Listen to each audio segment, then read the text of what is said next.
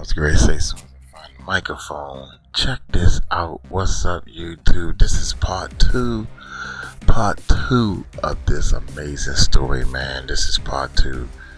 This story has so many twists, like a long roller coaster.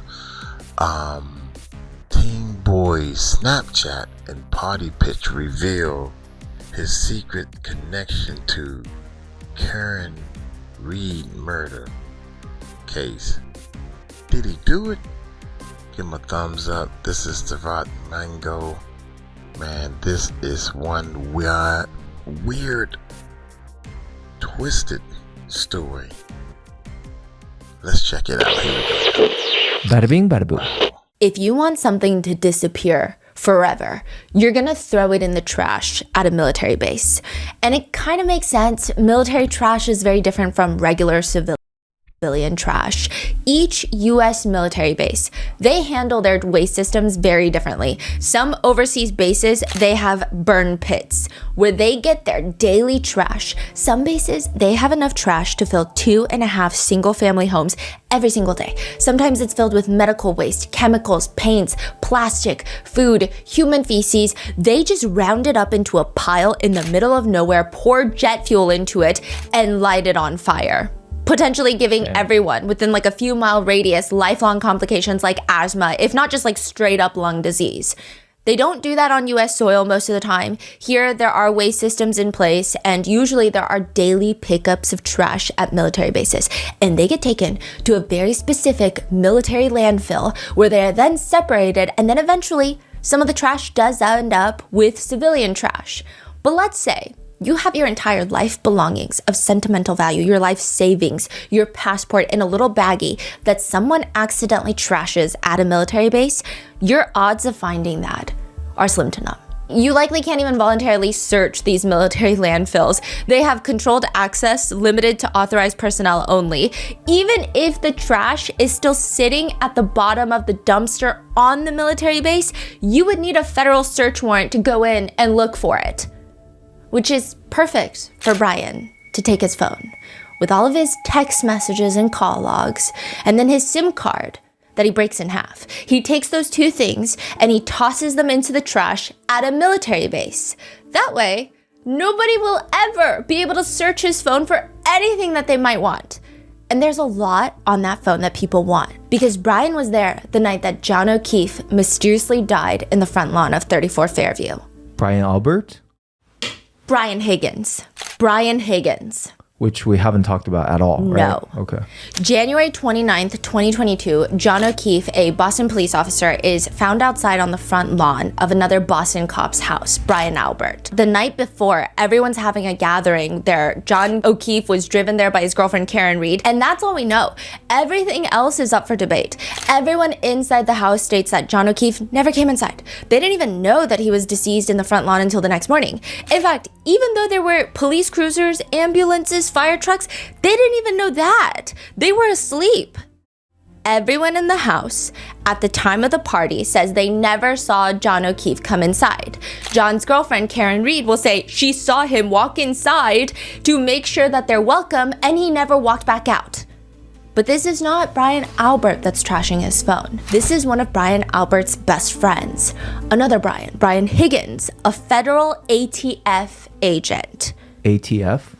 Alcohol, tobacco, and firearms. But it doesn't necessarily mean that he's like a higher rank. It's just a different jurisdiction. I mean, some law enforcement think that anyone with the feds are higher in rank, but it really depends. Right. But they don't work directly together at all. They're just friends. Sometimes they'll have mini projects together, but not directly. Sometimes they'll work at the same police station, because a lot of federal agents will have floating offices, and they'll have like their own little desk at a police station, because there's not a federal office in every town. This Brian Higgins wanted John O'Keefe to come over that night. This is also the man who was interested in dating Karen Reed. In fact, the two, Brian Higgins and Karen Reed, shared a kiss at John's house. And ATF agent Brian tells Karen that he wants the real deal. This is all before Karen Reed ghosts Brian Higgins. He was there the night of the party, and now he's throwing away his phone at a military base. What exactly is Brian Higgins hiding, and does he have the strongest motive to want John O'Keefe dead so that he can have Karen Reed?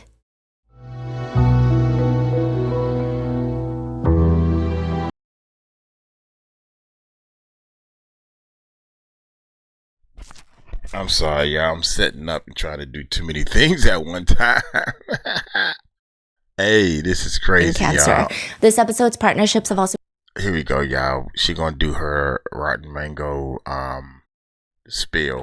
There are references up now, and I'd highly... So it's like, okay, everything you thought was assault, please watch at your own discretion. This episode is part 2 of the 4-part series spanning both of Karen Reed's trials.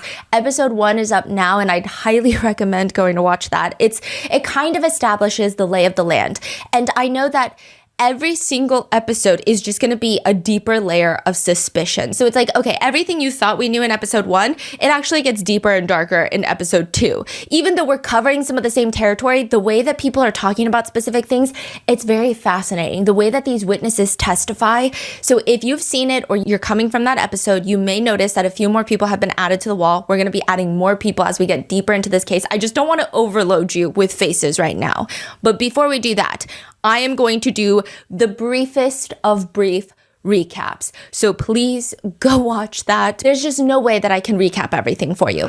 Before we get into the quick recap, in order to cover the vast span of both trials, so there were 2 trials for Karen Reed. The Commonwealth of Massachusetts versus Karen Reed. There was one trial, ended in a mistrial, and then a second trial. In order to cover both, many quotes and statements from testimony and or opening closing statements have been shortened and condensed for brevity. If you feel like someone that should be on the wall isn't on the wall yet, it's because I've got a system for it. It's either coming in the next episode or the last one, which is going to be part 4. Any speculations, accusations, and allegations discussed are representative of netizen theories that you can find publicly online. We maintain that all individuals are innocent until proven guilty in a court of law. Most importantly, I do want to be very clear that John O'Keefe ultimately lost his life. Our team in no way, shape, or form are purposely trying to shift importance off of his death.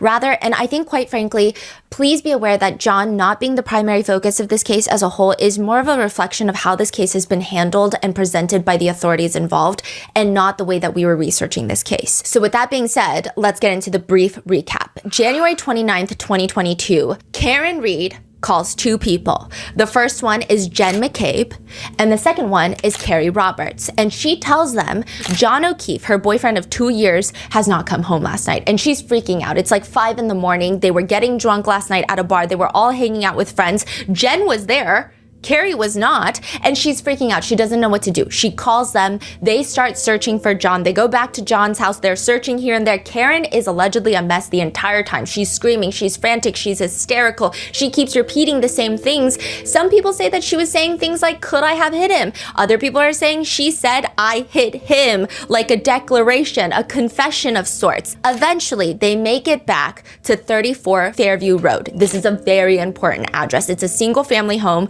owned by none other than Brian Albert and his wife, Nicole Albert, who also happens to be Jen McCabe's sister. So they're blood relatives. This is Jen McCabe's brother-in-law. They were all going to his house after the bar last night, Karen and John included. So John is in Karen's car. They roll up to the house. Karen says, hey, we get to the house, we've never been here before. We had to call Jen to get instructions to even get here. And once we get here, it doesn't look that welcoming. And like, are you sure we're invited? She asks John to go inside to check and make sure everything is good. She stays in her car.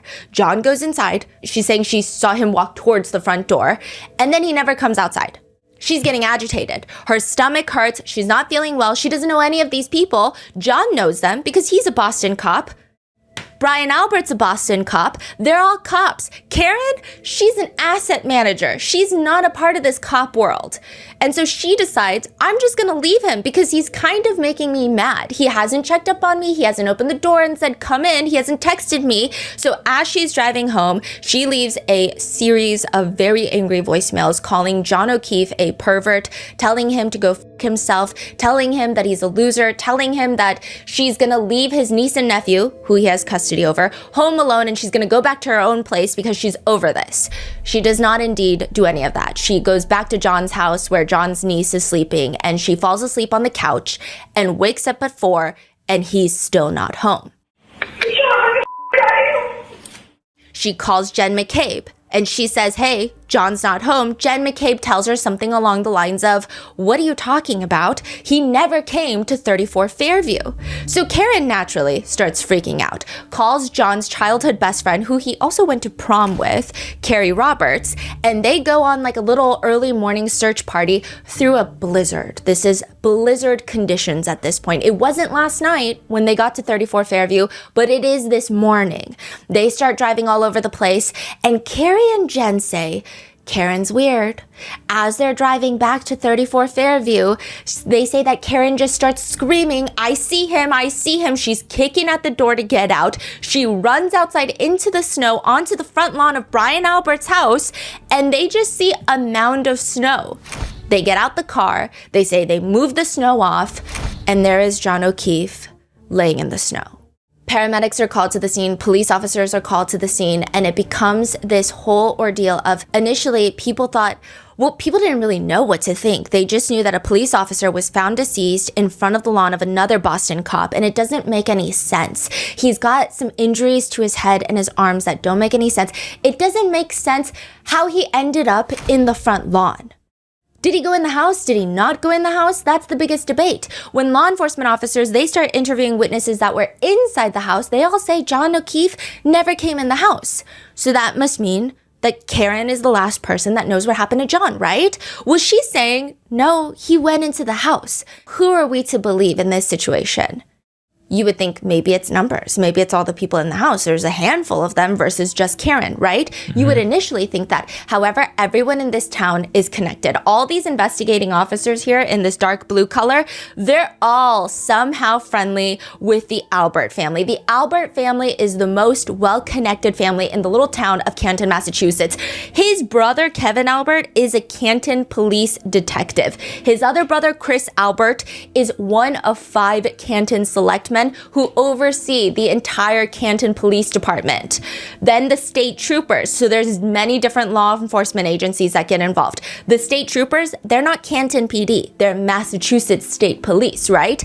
However, they are all somehow connected to Julie Albert, who's Chris Albert's wife. So they're all interwoven, interconnected. Everybody went to high school with one another. Everybody's kids play on the same baseball team together. Everybody is friends with everybody except for Karen. Karen is not friends with any of these people. And all of these people have now decided that Karen ran over John O'Keefe in the front lawn of another Boston cop's home, drove home, leaving angry voicemails, and left her boyfriend of 2 years to die on the lawn. That is the theory. But is that really what happened? February 26, 2022. So this is almost nearly exactly a month after John O'Keefe has passed. At this point, Karen has been arrested, released on bail. So there's a lot developing, but there is this picture taken of 3 guys at a bar.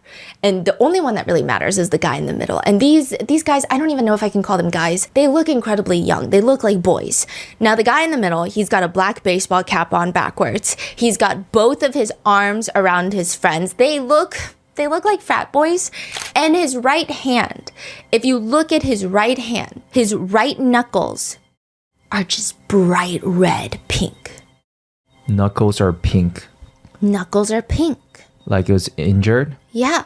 How would your knuckles get pink? You punch something, right? And you got to punch something very hard for them to stay pink, right? Yeah. Now, that guy in the middle is none other than 17-year-old Colin Albert. 17? 17. Son of Chris Albert and Julie Albert. So this is the nephew of Brian Albert.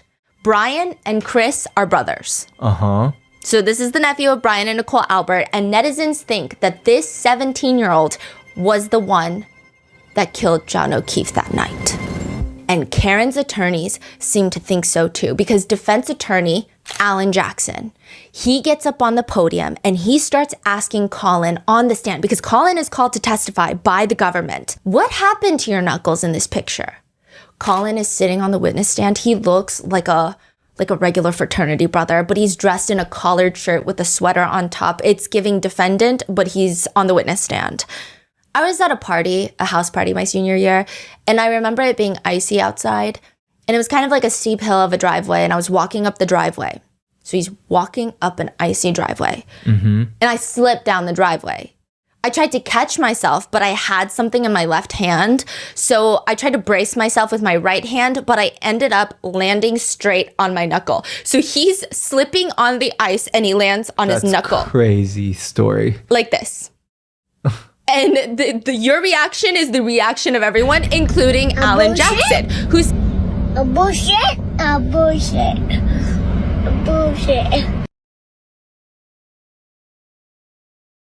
says, and he lands on his knuckle. Crazy story. Like this. And your reaction is the reaction of everyone, including Alan Jackson, who says, according to you, you fell on ice and injured your knuckles, as we just saw in the photograph, just across the top of your knuckles. Correct. So you fell onto what? Pavement? Asphalt? Yeah. And you braced yourself. When you fell, your entire body weight by putting your right hand down in a fist, and you injured your right fist, just the top of your knuckles, on your right fist when you fell down. Correct. At this point, Alan Jackson is known for being a pretty aggressive cross-examiner during all of these trials because he will make a lot of comments that he's not allowed to make, and the judge, Auntie Bev, will keep having to strike his comments because at this point, his story is so ridiculous, Alan Jackson hits him with a, seriously? And you braced yourself when you fell, your entire body weight, by putting your right hand down in a fist, and you injured your right fist, just the top of the knuckles on your right fist when you fell down. Correct. Seriously? Objection, Your Honor. Sustained. That's his question. Seriously? You fell your entire body weight on your right fist and you... Oh my God. Are you serious? Seriously? Ejection. I'm laughing. Look, I'm laughing because the ejection came late. Seriously? His lawyers probably thinking the same thing. Yeah, seriously? I mean, ejection, Your Honor. Oh my God, look at this. Seriously? And you injured your right fist, just the top of the knuckles on your right fist when you fell down. Correct. Seriously? Objection, Your Honor. Sustained. That's his question. Seriously? Seriously? Yeah, seriously. Objection. That's what it sounds like to me. Here we go. You fell your entire body weight on your right fist and you just injured the top portion of your knuckles. You didn't break a finger. You didn't break a knuckle. You didn't sprain your wrist. Nothing? Correct. You ever been in a fight before? The defense shows yet another photo. There's a picture of Colin with his arm around another person, and his knuckles are scratched up again. And it's always just the right hand. So it's not the left and the right. It's just his right hand. And that picture was apparently taken just a few days after John's death. So there's a picture taken a few days after John's death where his knuckles are pink. And then another one taken a month after where his knuckles are pink. Now, why is this relevant? That's what everyone's trying to figure out. Because initially, when everyone inside the house during this little blizzard party, January 29th, 2022, nobody mentions Colin being inside that house. He is never mentioned, not once, by any of the partygoers. Well, actually, one partygoer. This one right here, Julie Nagel, friend of birthday boy Brian Albert Jr. Julie Nagel does mention to State Trooper Proctor that Colin was in the house that night. You know what State Trooper Proctor does? He omits that from his initial reports. So it seems like every single person involved does not want Colin to be at the house. So how did we find out Julie said that? Karen ends up hiring a private investigator, and they start going door to door to try and see if there's absolutely anyone who saw or heard absolutely anything. And this is when a local mentions, so his daughter allegedly dated Colin Albert at one point, and she was talking about how he was there. He was there at 34 Fairview that night. And so Karen is like, that's actually crazy because nobody puts him there at all, ever. Is that information usable in court, or is it just their own little... I think it came out before the trial happened. So eventually everyone was like, oh, yeah, he was there. Yeah. I see. So when everyone testifies now, they're like, yeah, he was there. But he left exactly at 12:10 a.m., which is before John O'Keefe even gets to the house. So there's a lot that people have to say about Colin Albert. But it is confirmed. He was there the night that John O'Keefe died. So why is everyone leaving him out of the initial witness list? Like, is that intentional? That also doesn't explain how in 2023, so this is a year after John's passing, during a federal grand jury, Colin shows up. He's forced to be there. He's forced to testify. And the person asking questions notices that his knuckles, specifically his right hand knuckles, are scraped up. Still? So it seems like another injury just to his right hand. What? Now, everybody's wondering, how often does this little kid get into fights? And did he get into a fight with John the night that John died? Is he the one that everyone here, all the McAlberts, are trying to protect? Or are they trying to protect Brian Higgins? Was Colin Albert the only person that everyone's omitting, or... Yes, and there is an invisible car with Brian Higgins. So there's a lot happening with these two. And people have different theories. Some people think the McAlberts are protecting Brian Higgins. Some people think the McAlberts are protecting Colin. Some people think it's a combination of both. Okay. Because there is a picture of Colin with swollen knuckles, but there's also a picture of Brian Higgins stopping by the Canton Police Department right after leaving the party. He leaves 34 Fairview Road. He's off duty, he's drunk, and he drives to Canton Police Department. He's an ATF agent, but he's got an office at the Canton Police Department because his best friend is the chief of the Canton Police. So middle of the night. Yeah. He went into the office for what? 1 a.m. He goes into the office. He says he's going in there to move his cars, but he spends quite a bit of time in the police station. And on top of that, there is some CCTV footage that is released, and some people have zoomed in, and they believe that his knuckles look a little swollen and red. What? Okay. There is this reality show. It's a TV series called Boston's Finest. It lasted 2 seasons. It's about Boston police officers. Now, I'm just going to give you a quick recap of all the different law enforcement agencies investigating or involved in this. So you've got Boston Police, which is John O'Keefe was a Boston police officer. And then Brian Albert is part of Boston PD. He is the head of the fugitive unit, or he was. And then you've got the Canton Police. This all happens in the town of Canton. So they commute to work in Boston, but this is 30 minutes away in Canton. So the chief of police is Kenneth. And then a lot of these people in dark blue, so Sean Good, Paul Gallagher, Michael Link, these are all Canton police officers, as well as Kevin Albert. And then you've got the Massachusetts State Police. So you went from local town, then you got big city of Boston, and then now you got the state of Massachusetts. You have these 3 state troopers, Tully, Buchanan, and Proctor. Proctor, do you remember him from part 1? Yeah. No nudes, Proctor? No news so far. Exactly. Okay, so these are the 3. And then you've got a 4th agency. The feds, the FBI, are investigating the investigation into John O'Keefe's death. They're not even just investigating John O'Keefe's death. They're investigating the investigation into his death because all these people are shady. Every single one here, maybe not the people in the white backgrounds, but all the dark blue, wall of shame at this point. And we're going to get more in depth in part 3 because the way that these people are connected is criminal. And then the dark blue background are the ones that's currently working on the case, and the light blues are the officers that's not investigating the case. But they are involved in the case. Right. Yes. So the dark blue are investigating officers. This show is kind of like a documentary. It's like a day in my life as a Boston cop. I mean, with a lot more background music. It's filmed really well, and featured on there consistently is Brian Albert, a much younger Brian Albert. He is the owner of 34 Fairview, Boston cop, head of fugitive unit. In the show, he says a lot of really intense things. Like, he gives a lot of quippy one-liners. Violent felons, they will do just about anything to get away. Some are going to try to run. Some are going to try to hide. Sometimes it's diving out windows. They're going to do whatever they can to avoid capture. Throughout season 1, you see Colin Albert trying to lead his team and make sure they're not in trouble. And he says about conducting search warrants in people's homes, it's one of the most dangerous things you can do is go into somebody else's house. He says, the person you're looking for, that's their castle.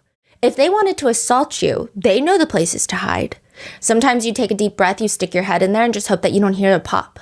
They explain that finding fugitives is very meticulous work. I mean, you're looking for people that other cops couldn't find. He says we're the unit that gets called when somebody's wanted for a serious crime, mostly violent crimes, and they're on the run. That's our specialty. That's the purpose of our unit, and we do a pretty good job at it.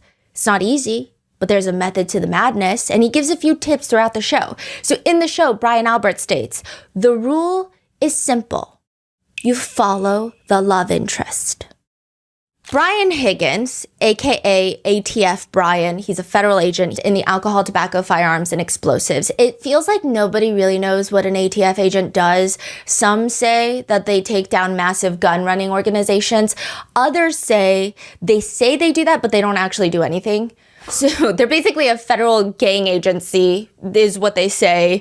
You can interpret that however you want. Some people interpret that as they take down gangs, because gangs are often, they typically have violent firearms and other weapons in their possession, or they're a gang of agents, and they basically just shoot dogs. There have been numerous incidents where pet dogs have been injured or shot and killed during ATF raids. And do you remember Waco? ATF had a 51-day standoff with a cult in Waco, Texas, and ultimately it ended with 70 people dying, including children, and some of the first shots fired by ATF were aimed at the pet dogs in the compound. And it's becoming like this running joke in law enforcement communities, apparently, when the ATF comes, hide your dogs. ATF Brian is stationed in Canton, but he's a federal agent. He does not work for Canton PD. He does not work for Boston PD or with the state troopers. He is familiar with a lot of them, though. Like, he's friends with all these guys. These are the people that he hangs out with because he lives in Canton. And he also knows John O'Keefe. They've known each other for maybe a year. I mean, they've never really worked together, but they run in the same circles. They go to the same bars. That's how they've met. Now, I have no idea how friendship works in this small town, because ATF Brian says that he wasn't that close to John, but exactly 2 weeks before John's death, ATF Brian is over at John O'Keefe's house watching a Patriots game. There's even text messages from that night where John and ATF Brian are texting. John is like, was it really necessary to introduce Hennessy XO? ATF Brian is like, was I really playing video games? John says, I blame Karen. Please tell me I didn't break your nephew's video game. If I did, I will replace it. Did I throw a controller or some shit? I don't think so. Which makes it sound like they had a good night. Just boys watching sports, getting drunk, breaking things. But it's also the day that ATF Brian, Higgins, and Karen kiss behind John O'Keefe's back. So exactly 2 weeks before John O'Keefe's passing, they share a kiss inside John's house. How did we find out about that? He tells us. In court? Oh, yeah. So January 12th, 2022. This is... like 2 weeks before, right? Yeah, like 2.5 weeks before John O'Keefe's passing at around 8:27 p.m. He gets a text message. Brian Higgins gets a text message from a random number. The text reads, "Hey, Brian, it's Weed Whacker." He texts back, question mark, what do you mean, Weed Whacker? But ATF Brian is testifying, I mean, I kind of knew who it was because that was my nickname for her, Karen Reed. I mean, he says it's a funny story. He was driving around in his work car, so all the windows are tinted, and he sees Karen outside using a weed whacker. It's like a little machine that cuts the weeds. And he honks at her, and she flicks him off. She has no clue who it is. It's just like a random person honking at her. So he drives back around. He U-turns to be like, oh, wait, hey, Karen, I'm, John's friend, Brian, ATF Brian. I didn't mean to, freak you out. But she starts screaming at the car, not knowing it's ATF Brian. And she says, get the fuck away from me. My husband's a Boston cop. ATF Brian rolls the window all the way down. And that's when she's like, oh, okay, never mind. You're John's friend. I didn't know. This was a while ago? Yes. Or? Okay. So that is why she gets the funny nickname of Weed Whacker. And she texts him, hey, Brian, it's Weed Whacker. He responds, question mark. And I will say that every single text message in this thread is read out loud by Brian Higgins, who has a very strong Boston accent. It's a very interesting combination of his very seriousness and his red face, but also the nature of the text messages are uncomfortable. Because I don't know why they text like teenage kids. Hey, Brian, it's Weed Whacker. He texts a picture of a Smirnoff screwdriver. It's an alcoholic beverage. And then capital Y-O, yo. There's no response. And the next day, did you try these Smirnoff screwdrivers? I stopped at the Hilly, which is a local restaurant, for one last night. I said, haha, how did you get my digits? Defendant responded, the Melissa and Lito show. I said, haha, I thought you creeped John's phone. I said, haha, again. Haha. No way. And she does a girl with the crossed arms emoji. I was the last person in Greater Canton who didn't have your number. I think even Carrie has it. Side note, not Carrie Roberts, a different Carrie. And he's like, what? I just don't give out my personal number to anyone. How would Carrie have my number? I don't know, Melissa had it. Eventually, they start talking back about the nickname, and she says, The defendant said, I'd prefer Weed Whacker. I responded, that's the thing about nicknames. You don't have a say. And I believe I was referring to nicknames. I know, they need to happen organically. I'm the queen of nicknames. Wait, so they met, I'm assuming, months ago? They met months ago at a bar through John O'Keefe. So John O'Keefe and ATF Brian run in the same circles, and John O'Keefe would introduce Karen to all of his friends. And so Karen's not really part of this cop world. It's through John O'Keefe that she meets all these people. Yeah. And one day he drove by, beep, beep. They talked, I'm assuming, soon after Karen texted him. And they sound flirtatious? Very flirtatious. Karen just changes the topic abruptly. We were tossing around the idea of a short vacay with another couple, wanted to see if you were game. Vacation where? I was just gonna rent a beach house in Fort Lauderdale, something quick and easy. I'm the queen of vacays too, always a good time. He's like, I'm going to Nashville next month, 19th to the 21st, for a benefit. One of our guys got shot in the head. You guys should come. It's like a crazy text message to send.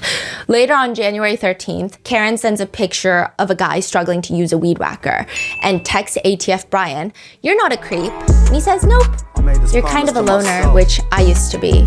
No, not really. I have tons of buddies, but I only let a handful of friends in that I'm tight with. So you think you've got me all figured out? Karen says, yeah, I said loner, not loser. I assume you know a lot of people. You can never really figure anyone out completely. Your dad died when you were young? ? He died in March of 2020. I'm so not a loser. You won't figure me out, LOL. No one's a loser. I just didn't mean loner to imply friendless. I'm sorry, that sounds recent. It wasn't COVID, was it? Cancer. I know you date girls who don't lock the house behind them and you're private and observant. And then she says, I'm sorry, what kind? So they're having like simultaneous conversations talking about his dad's passing, but also talking about Brian's dating habits. Lung, brain, kidney, pelvis. How did you know all those things? You're funny. These text messages are a lot. Yeah. Yikes. Wow, that's rough. Jesus, I'm sorry. We chat a lot at the hillside. Don't be sorry. Life is hard sometimes. I always figure it out. Who chats? Life is hard, but losing people is the hardest. So I'm sorry. We chat. That's all you got? We chat? Sure. I mean, you're from Brockton. Spit it out. You and I chatted about the girl who kept forgetting to lock the door. Oh, she's been out of play for like 3 months now. And so they're like having this flirtation of talking about people that are, quote, out of rotation in ATF Brian's circle of girls. Yeah. And ATF Brian finally tells her that he got a Saturday invite from John O'Keefe to come to John O'Keefe's house that Saturday to watch the Patriots game. Karen is like, did you say yes? Not yet. What did you say, Mr. Elusive? I responded, no, I just don't want to intrude on your couple's night. Haha, I'm shy. We prefer to hang out with non-couples. Bob Gallery is probably coming too, solo. We'll probably play cards or something at one point, so I'm inviting you. Haha. Later, Karen texts him, John said, quote, Brian's being wishy-washy. Haha, did you tell him you texted me? No. ATF Brian gives a thumbs up.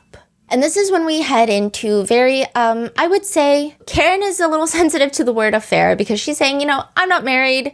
John O'Keefe's not married. We're not married. It's not really an affair. And she also says that John O'Keefe was allegedly flirting with other girls too. So she feels like it's affair is a strong word. But we do get into like that emotional cheating territory where she says, well, don't be so anti-couple. Most couples don't even like each other. He says, name a few. Name a few. I don't know all of them, but they all want to hang out with single people.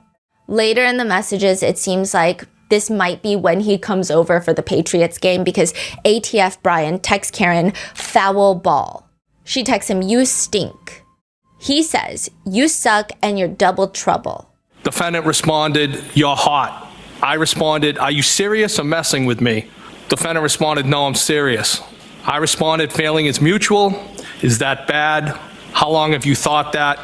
So this is Brian. He's like, I also feel like you're so hot. Is that bad because I'm friends with John O'Keefe? How long have you thought about that? And she's like, are you okay driving? You don't want to just stay here. So Karen is offering for Brian to stay at John O'Keefe's house with them. They sound drunk, right? Yeah, I'm fine. I have an office at the police station. You didn't answer the question. She says, I'd rather you stay here. ATF Brian testifies on the stand that as he's leaving John O'Keefe's house that night, he says goodbye to John, and John might have gone to use the restroom or something. He's not entirely sure, but he says, as we were walking out, the defendant planted a kiss on me. So as I was exiting the house and as we were walking out, the defendant planted a kiss on me. He's asked by the prosecution, Lally, how did she kiss you? Not like a friend. He says it was lip to lip, like a romantic kiss. ATF Brian says he was taken aback because it just was not something that he was expecting. And later he texts Karen, I think you're messing with me. Why do you think that? Because this is so out of left field. Where did these feelings come from? I just think you're like me. Meaning, do you have your own kids? I have no kids. How am I like you? Hello? Aren't we alike? I think so. So why did you get my number and reach out to me? Shoot straight with me. I told you, I just think we're alike. Yes, agree. I don't know. Shouldn't you know? Brian admits that he's had a crush on Karen since the first time he met her, and she responds with, this is like the most lukewarm confession of a crush. I don't know, you're just my type. You think you can handle me? I thought you were happy. How do you know if I'm happy? I just assumed. Are you hard to handle? What do you like about me? And this is when Karen has sent the now viral text message where Brian says, what do you like about me? And Karen Reed responds wholeheartedly, I just feel like you're from my neighborhood. What do you like about me? Defendant responded, I just feel like you're from my neighborhood. Wait, what does that mean? Like, nobody knows.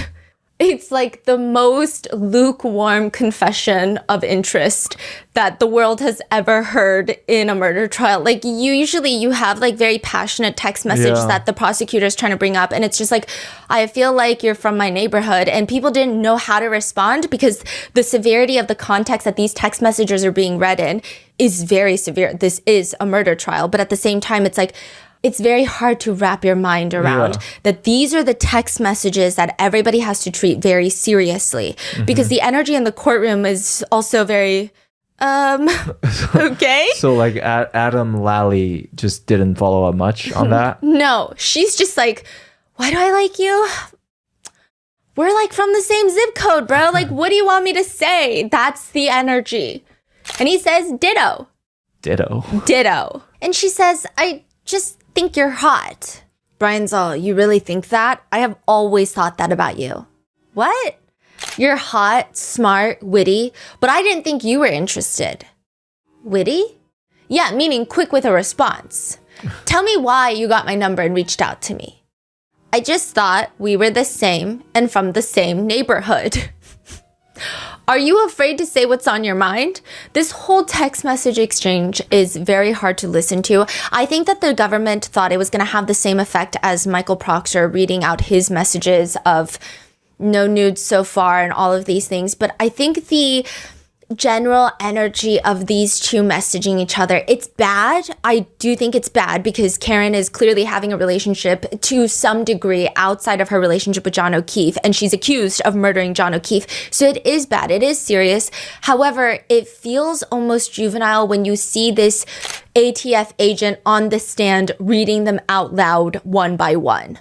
I said, haha, how did you get my digits? Haha, I'm shy. And I said, haha.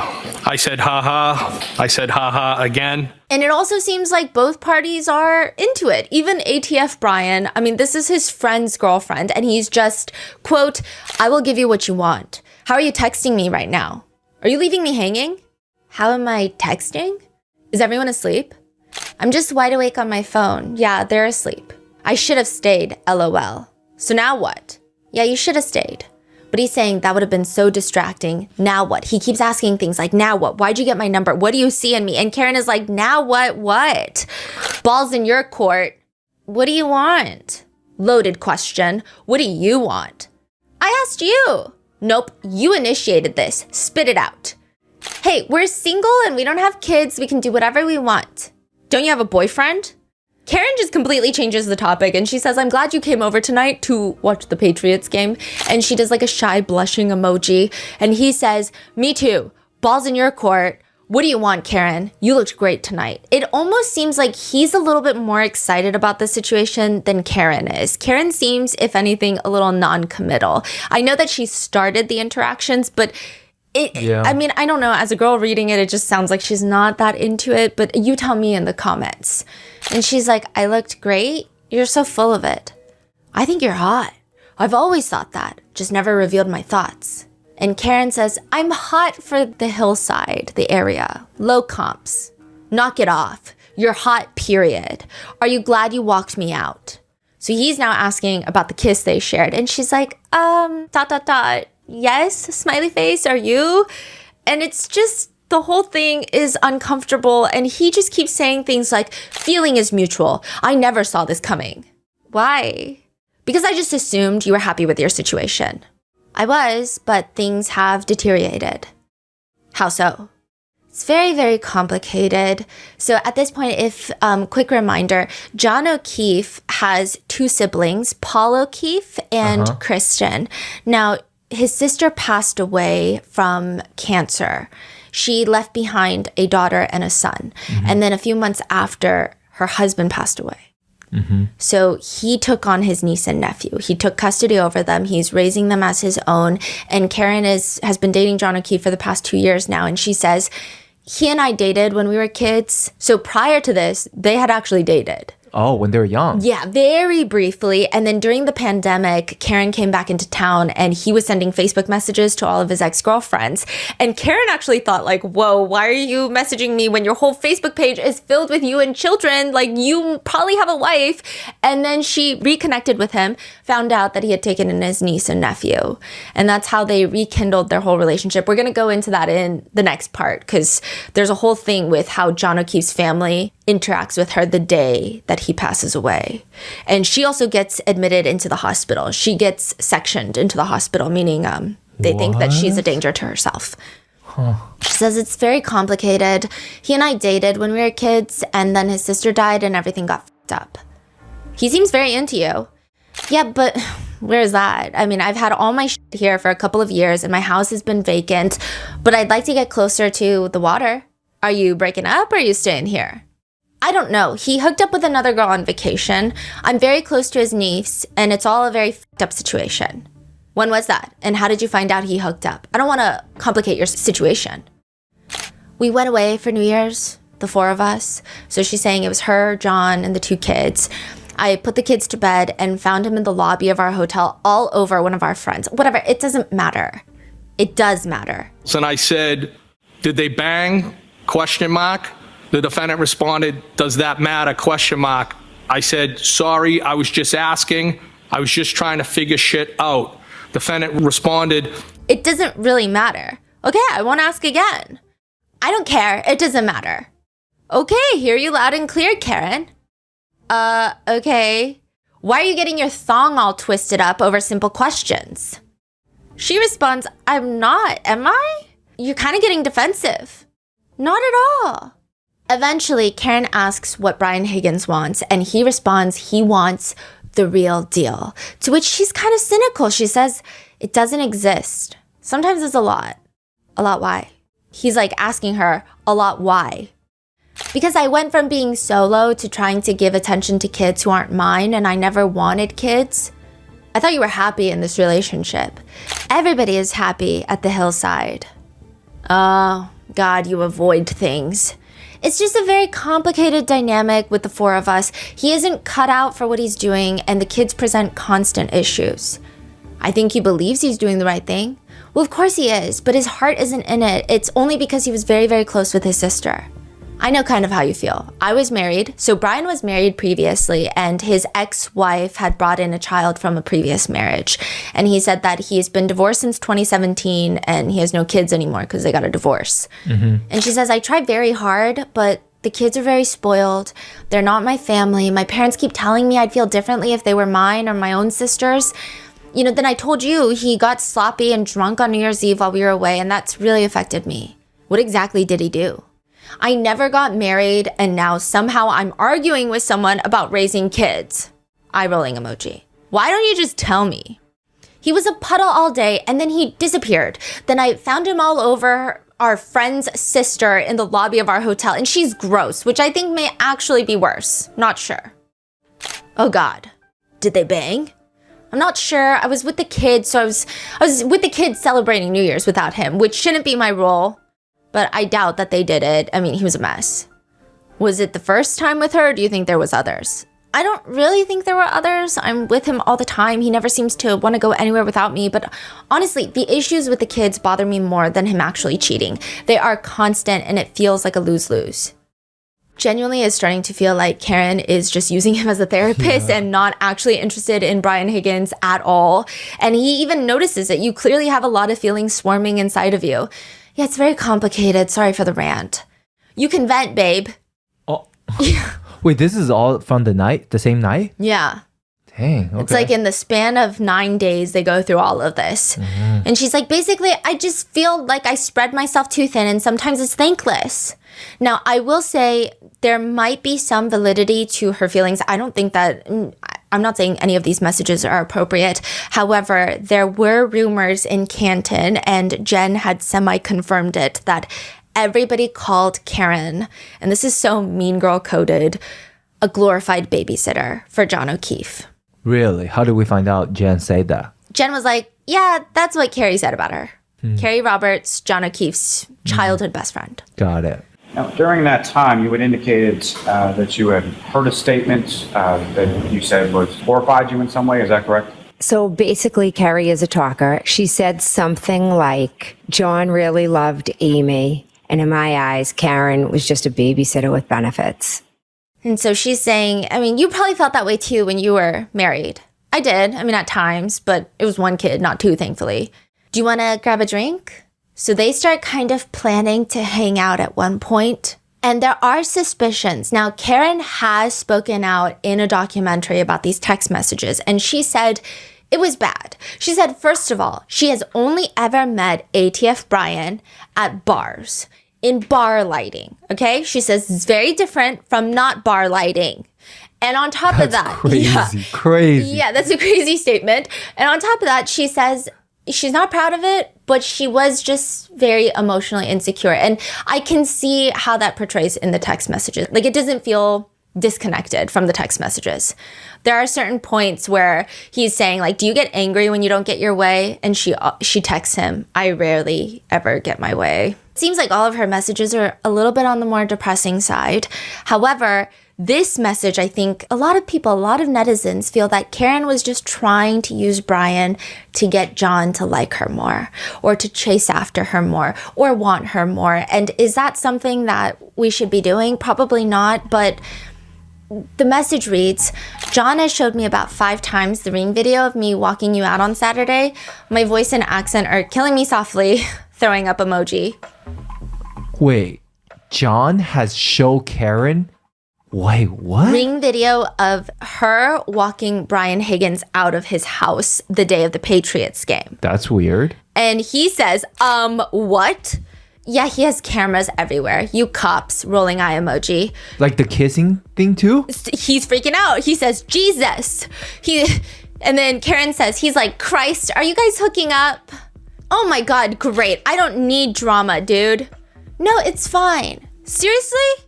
I'm serious.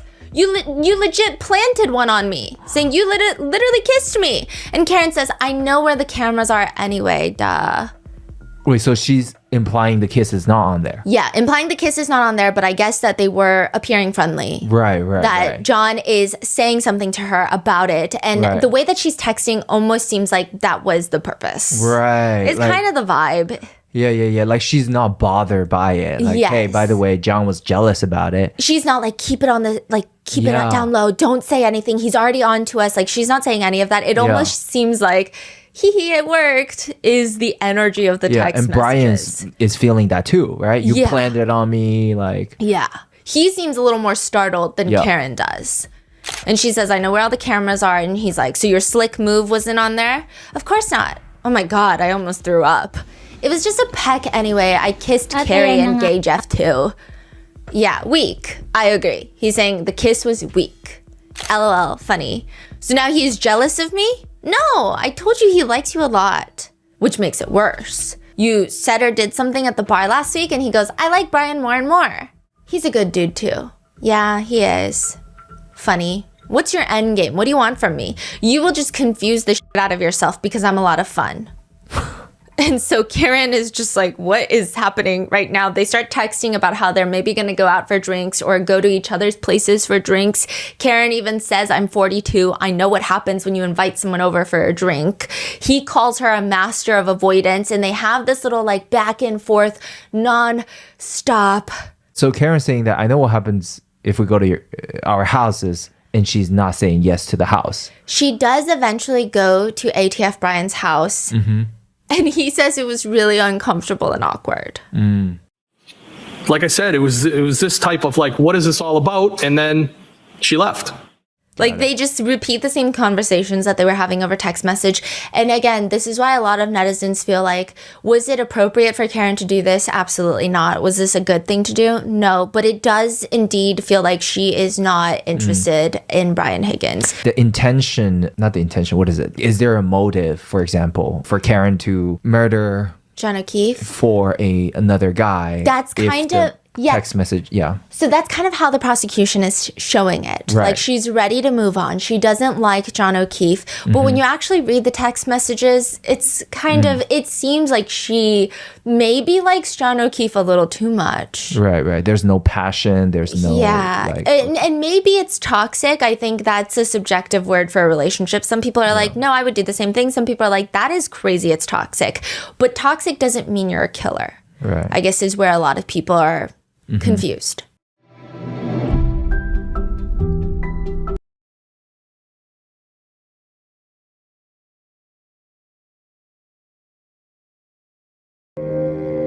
Brian even asks, so he's cool with you dating other people? I'm not happy per se, just realistic. There's cracks. So she's saying in her relationship with John, and it's far from perfect. I doubt it. If he's seeing someone else, I wouldn't want to know either way. He probably feels the same way. And you probably feel that way about whoever you hook up with. I think it's normal. And all of this comes to a climax where she goes over to his house, they share a drink, and they have this same conversation, and Brian says it was awkward, and she just eventually leaves. And it was just a weird vibe. There's a few more messages exchanged where it appears that Karen is pretty fully checked out until he texts her at the waterfall the night of, right before they all go to 34 Fairview. Brian Higgins is at the waterfall bar.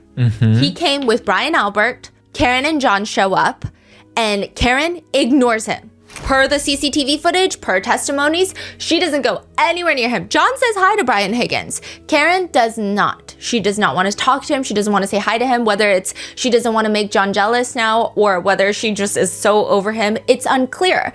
But he texts her, well, ... She doesn't respond. The next day, around noon, Karen texts Brian Higgins for the very last time.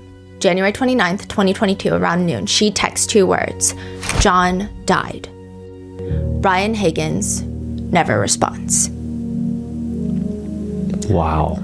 Initially, netizens thought that this motive was for Karen to kill John O'Keefe, but that doesn't make sense, like what the prosecutors are saying. So first of all, she texts ATF Brian, and she's talking to him about how she saw John kissing another girl on their New Year's Eve trip, which more on that later, but she says that he cheated on her. So by a lot of people's accounts, it seems like this text message is some sort of toxic revenge plan or an attempt to get John to pay more attention to her. Other people also point out that the prosecution is saying that Karen killed John in a crime of passion, if you will. They got into a fight in the car in front of 34 Fairview. She ran him over. It was a drunken fight. However, people are saying if she wanted to kill him, it would have been on that New Year's Eve trip when she thought that he was hooking up with another girl. That would have been the time for the crime of passion, not in front of another Boston police officer's house in the middle of the night out of nowhere. And second, netizens think that the prosecution just wants to paint Karen as being overly jealous, thus pushing her to be homicidal. But she doesn't seem, she seems jealous. She seems perhaps a little toxic, but it does seem like she never really badmouths John, ever. Yeah. It seems more so like the circumstances are rough and she's upset, but it's never this like very vile, like I hate this guy, he can't fulfill me. Like there's nothing negative per se. So while the prosecutors are trying to paint this as motive that Karen has to want to kill John O'Keefe, the defense are saying, actually, all these text messages do is prove that ATF Brian had motive. Because wouldn't he benefit the most if John O'Keefe is out of the picture? This is kind of a side note, but a lot of people also point out the fact that Karen and John had previously dated. They ended up breaking up and then reconnecting over the pandemic, where they actually started seriously dating for 2 years. That, to a lot of people, feels like Karen is not the type to be like, if I can't have you, no one can. Because they had already previously broken up once before. So it doesn't seem like she has this fixation on him that's like, only I can be with you or else. So that's another thing that people have been pointing out. But on top of that, based off the text messages between Karen and ATF Brian, it seems that John knows that maybe Karen and ATF Brian have a thing. And a lot of netizens have theorized perhaps John was lured to 34 Fairview, where Brian Higgins decides to confront him, and he is backed up by his best friend, Boston cop Colin Albert, and that is how John ends up dead. So whatever happens inside 34 Fairview, nobody thinks it's premeditated. Nobody thinks this is like this masterful plan, because these are cops. They know that this is not a good plan. However, maybe a fight breaks out, a punch is thrown, he ends up dying from a fatal wound, and now these cops are like, we got to do something. That's the theory of people who buy into the conspiracy that the McAlberts had something to do with it. A big point of contention in this case is John O'Keefe's injuries do not make sense with the prosecution theory. Karen reversing into John O'Keefe, him getting hit by her passenger side taillight. So right side taillight. He spins backwards, hits his head on the semi-frozen ground because it's about to snow, incapacitating him, leaving him dead in the snow. That's what the prosecutors are alleging Karen did.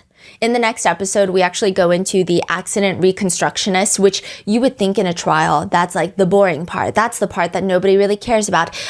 There is so much unhinged drama between these accident reconstructionists, the prosecutors, the government, the Commonwealth. They hire a bunch of accident reconstructionists. The defense actually uses the accident reconstructionists that were hired by the FBI, and they go head to head. There is so much drama of some of these people lying on their resumes, some of these people not even understanding their own data of the accident reconstruction, doing experiments that make zero sense. One of the guys is like, yeah, I tested it by using a freezer. I put the phone in the freezer. And they're like, do you know what freezer temperature it was? No. You don't think that's like the basic thing of like knowing the temperature if you're going to stick it into a freezer and see how it responds to being stuck in a freezer? He's like, well, I didn't think it mattered. I mean, these people are absolutely ridiculous. It's like every single person, I don't know what is happening in this town, but the injuries themselves, they don't make sense with a car accident. Netizens think it lines up more with someone who's been in a fight. Dr. Scorti Bello is the medical examiner. She is the one that performs John O'Keefe's autopsy, and now she is on the stand to tell everyone her findings. While autopsy photos are shown, Paul O'Keefe, John's brother, is seated And like I said, this is a very small courtroom. Seated, I mean, I'm not in the courtroom, but it just appears like a few feet, right? Yeah, and he's just staring down Karen the whole time. Dr. Scortibello notes that John O'Keefe has a small cut to his right upper eyelid, abrasions on his nose, bleeding and swelling of both of his eyelids and eyes. He has these weird cuts on his arms. They look... I saw the photo. It's like throughout his whole arm. Yes, and they're all almost linear. Yeah. So it's not jagged everywhere. It looks like if you were to get... And I'm going to try to use an analogy that it's not applicable to this case. If you were to get, you know, those leaf rakers, and then you were to just slice someone's arm, because there's so many up and down his arm. Yeah. It kind of looks like that. He just has these weird lacerations on his arm and a few bruises on the back of his right hand, as well as a small scratch and vague bruises on his left hand. Bleeding under the eyelids usually is an indicator of something really bad. They're called raccoon eyes. And Dr. Scortibello says bleeding around the eyes could signify that there's a much larger injury inside the skull, and it's not just bleeding of the eyes, which is exactly the case here. Ultimately, the cause of death for John is a giant laceration on the back of his head. That is consistent with blunt force trauma, aka hitting your head against a blunt object. It could be a microphone, it could be a dumbbell, it could be a stick, it could be the ground. It's just something that's not sharp. So it's not a stab, it's blunt force trauma. It could be the edge of a table. And Dr. Scortibello states that the injury to his head would not have instantly killed him, but it would have likely incapacitated him. It caused a fatal skull fracture. He had hemorrhaging, bleeding in the brain. And if he's out in the snow, then the hit to the back of the head incapacitates him. That's a cause for hypothermia. So she believes the laceration to the back of the head and hypothermia is the combination that caused his death. In comparing the blunt force trauma versus the hypothermia, Dr. Scortibello says, I do believe the blunt force trauma injuries were sustained first. These are not injuries that are immediately lethal. This is not something that would cause death in seconds, and therefore Mr. O'Keefe may have been incapacitated by the injuries or knocked out, if you will, and was not able to get himself into warmer environments, and therefore hypothermia set in. So in my opinion, I believe the injury to the head came first.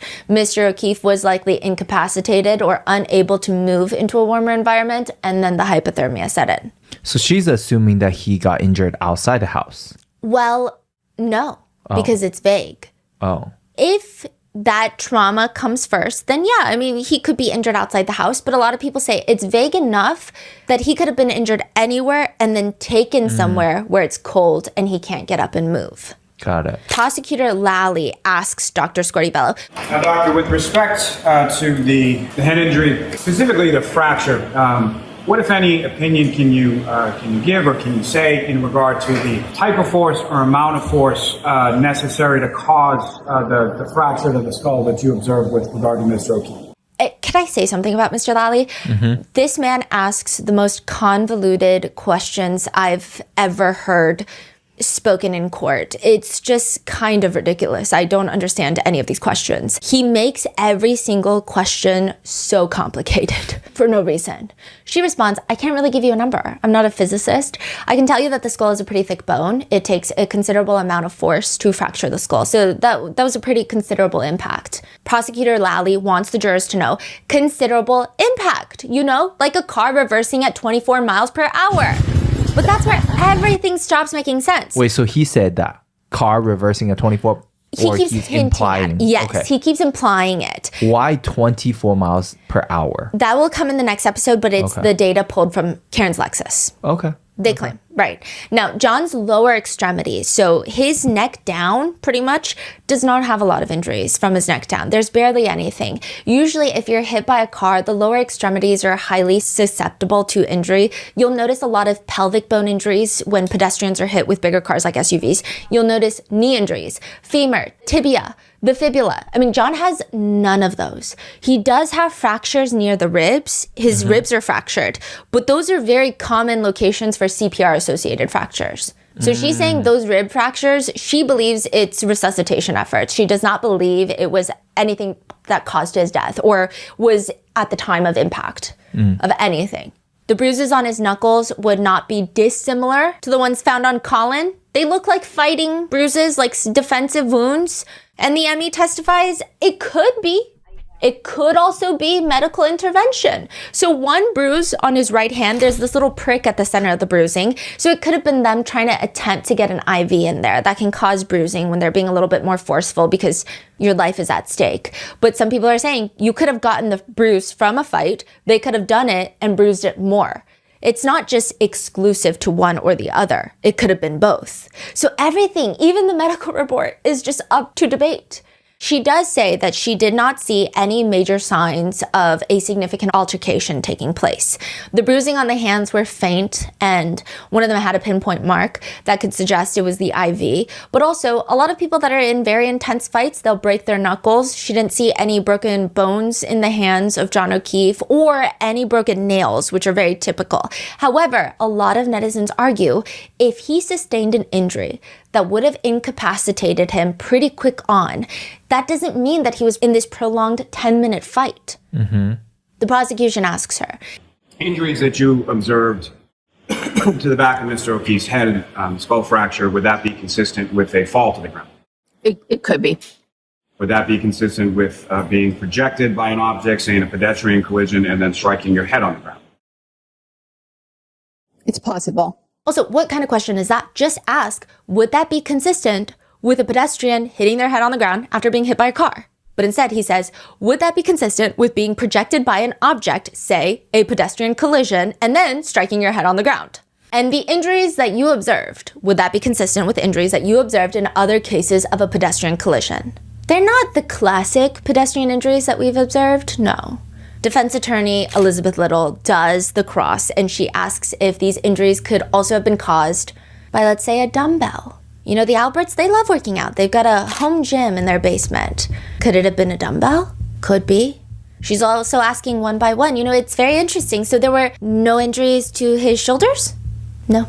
Chest area, aside from the resuscitation attempts? No. No injuries to the torso, to his back, hips, pelvis, thighs, knees, feet, ankles? None? None. So from the neck down, he did not have a single broken bone, again, aside from those CPR-related injuries, correct? That's correct. Not a single fracture. Correct. Would you agree that John O'Keefe's injuries, or lack thereof, are inconsistent with having been struck by a vehicle at 24 miles per hour? I would say it's likely and unlikely at the same time, depending on the position of the body and the vehicle in question. Would you agree that his injuries to his face are consistent with having been punched? That is a possibility. Your internal examination notes also cite a tongue laceration on the right front of the victim's tongue. Do you recall that? Yes. And you'd agree that a tongue laceration can be also caused by blunt force trauma. Correct. And that could also include something like a punch to the victim's face or jaw.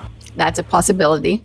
The laceration to the back of John's head had scratches, to which defense attorney Little asks, would you agree that someone could certainly get scratched on the back of their head if, for instance, they were dragged on the ground? It is possible. So she's saying anything's possible, basically. Yeah. Dr. Squartibello testifies that the injury to the back of his head, the fatal wound, could have been a result of falling back onto concrete, onto grass. It could have been a result of being struck with a large object such as a baseball bat or a barbell, or hitting your head against the table.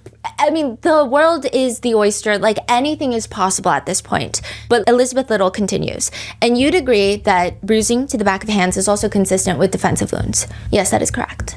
In your expert medical opinion, is it possible for someone to get punched in the face hard enough to lose consciousness and fall backwards? It is possible. There are 5 classifications for manner of death on an autopsy. 1, natural. 2, accidental. So the fatal outcome is not intentional. Drug overdoses, elderly falls, motor vehicle accidents. 3, homicide. 4, self-exit. And 5, undetermined.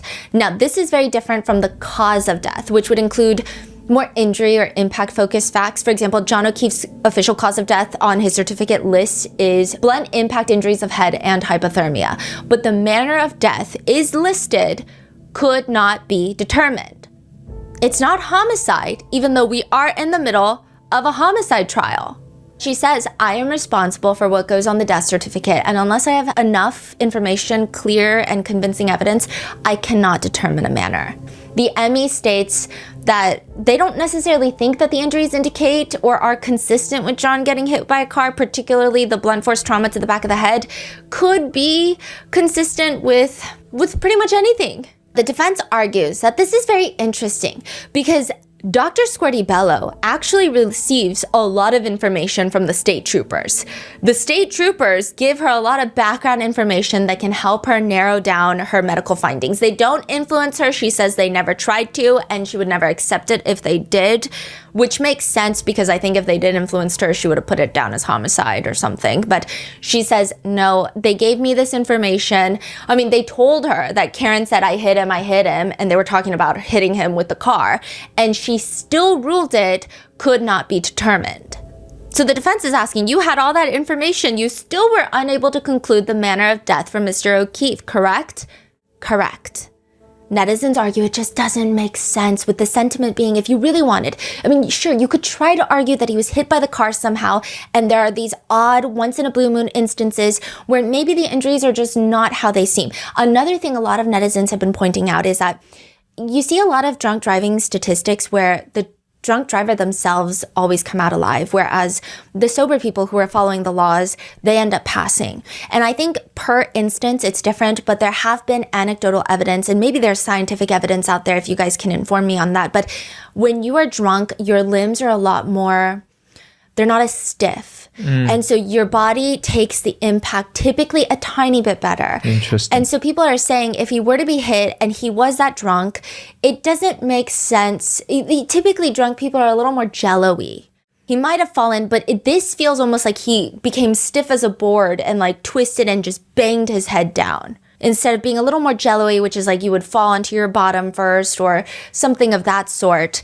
But again, that I don't know how scientific that is. It seems a lot more anecdotal. But people are like, maybe we can believe that. However, what are the injuries to his arms? It doesn't make sense. Now, the prosecutors, they're going to argue, and we're going to get more into this in the next part, that when Karen hit him with the back of her car, her tail light shatters. And then she almost drags him by the arm with her cracked tail light. And then he spins around, does like a pirouette. They literally use that word, like a ballet spin, and then hits his head on the frozen ground and passes away. That's what they're trying to say. Dr. Squarty-Bello says about those arms, we have this collection of linear abrasions that measured up to 7 centimeters and extended from the upper arm down to the middle of the forearm. I mean, the arm has no broken bones, no fractures, just these lacerations. She states, I do not know how they came to be. Defense attorney Little asks her, could they have been from a German Shepherd's claws? Or a German Shepherd's claws? Claws. Possibly, yes.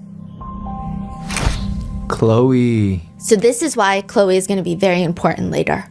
Some people are very split. I think at this point with the injuries, a lot of people believe that John O'Keefe was killed inside the house. That's just the conspiracy out there. A lot of people just don't feasibly understand how these injuries came from the impact of a car. It just doesn't make sense to them. And I think it's not just this, it's the way everybody testifies, all these like negative, weird associations with the no nudes yet, these random butt dials we're gonna get into, everybody's kind of suspicious. And then the injuries are not consistent, it's weird. Now, some people are split on who killed John O'Keefe inside the house. And again, these are conspiracies. Some believe that it was Brian Higgins. Others say it was Colin. But regardless, many netizens believe he went inside the house and he was killed inside the basement. And we're gonna get into all of the pictures of the basement because the Alberts decide that they're suddenly gonna renovate the basement and then put their house that they have lived in for generations. This house was owned by Brian Albert's parents prior to this. And they're gonna put it on the market and sell it. No freaking way. When? Like months after. That is so shady. Before the first trial. And the new owners are gonna let Karen Reed's defense team into the house. Fascinating. That is crazy. Yeah, a lot of people think that John O'Keefe was killed in the basement. He was dragged out through the basement doors that lead open to the backyard, and then there's a side fence that leads straight to the front lawn flagpole where his body was found. They believe that he was semi-dragged, or perhaps he was put inside a Ford Edge and then put on the side of the road. We're going to get to that in the next one. But they're saying that this all adds up because around 12:18 a.m., John's phone shows that he unlocked his Face ID and he is on the Messages app for about 11 seconds. Then he calls Jen McCabe. So we can assume that at 12:18 a.m., Karen and John are driving to 34 Fairview. That call lasts 36 seconds. It's likely that he's asking for clarifying directions to 34 Fairview. That call ends, and at 12:20, John unlocks his phone again and starts using Waze, the map app. Then 2 minutes after that, at around 12:22, John gets a message from Brian Higgins that just reads, "You coming here?" ? Then, around 12:29, Jen calls John, and that call lasts around 51 seconds. 12:31, Jen texts John, "Pull behind me." Now, John's phone is locked for the very last time at 12:33 a.m. And then Karen starts calling John O'Keefe at 12:33 a.m., 12:34, 12:34, 12:35, 12:35, 12:36, 12:37. All those calls go unanswered. That is when at 12:38, Karen starts leaving her series of rather angry voicemails. Then at 12:40, Jen texts John, "Hello?" This is the first message that goes unread. The calls from Karen go unanswered. So from 12:33, John stops responding to any phone calls, any messages. So his phone stopped at 12:33? Yes, stop interaction. Now at 12:42, another message pops up. "Where are you?" Then at 1:02, another message from Karen that reads, "Your kids are fucking alone." And then another one at 1:04 from Karen to John, "I'm back in Mansfield," which is where her house is, stating that she left John's niece alone at the house, which is not true. She's actually at John's house on the couch waiting for him to get home. Here's where it gets interesting. From John's Apple Health data, it shows that at 12:30 a.m., the phone takes 36 steps, which would be around 84 feet. Measurements from the flagpole to the front door are 74 feet. Now, flagpole to the street probably adds a few more feet.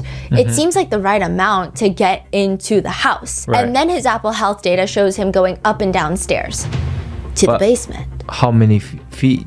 3 stairs, 3 flights of stairs.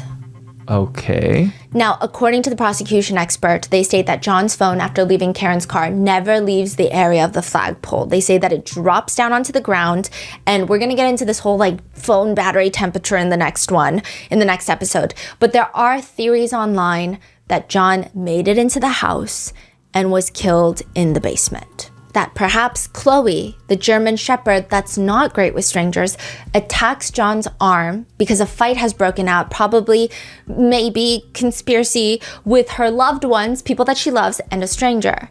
And she jumps into the fight, allegedly. There is a bigger physical altercation. She causes those lacerations, and that is the theory. But when they run the DNA on John's shirt, there's no dog DNA. Only pig DNA. What? Where the hell are they getting pig DNA? Before I give you a full rundown of the full statements of everyone in the house, I have to do a quick rundown of the theories that are circulating on the internet so you can decide whether, if any of these theories make any sense at all, and if so, which one makes the most sense. So first theory is an insane theory. I'm going to tell you that straight up. It's a house full of swingers.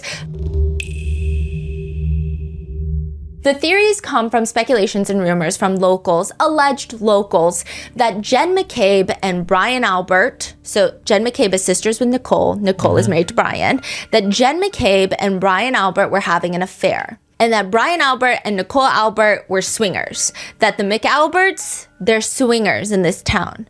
That's what they're saying.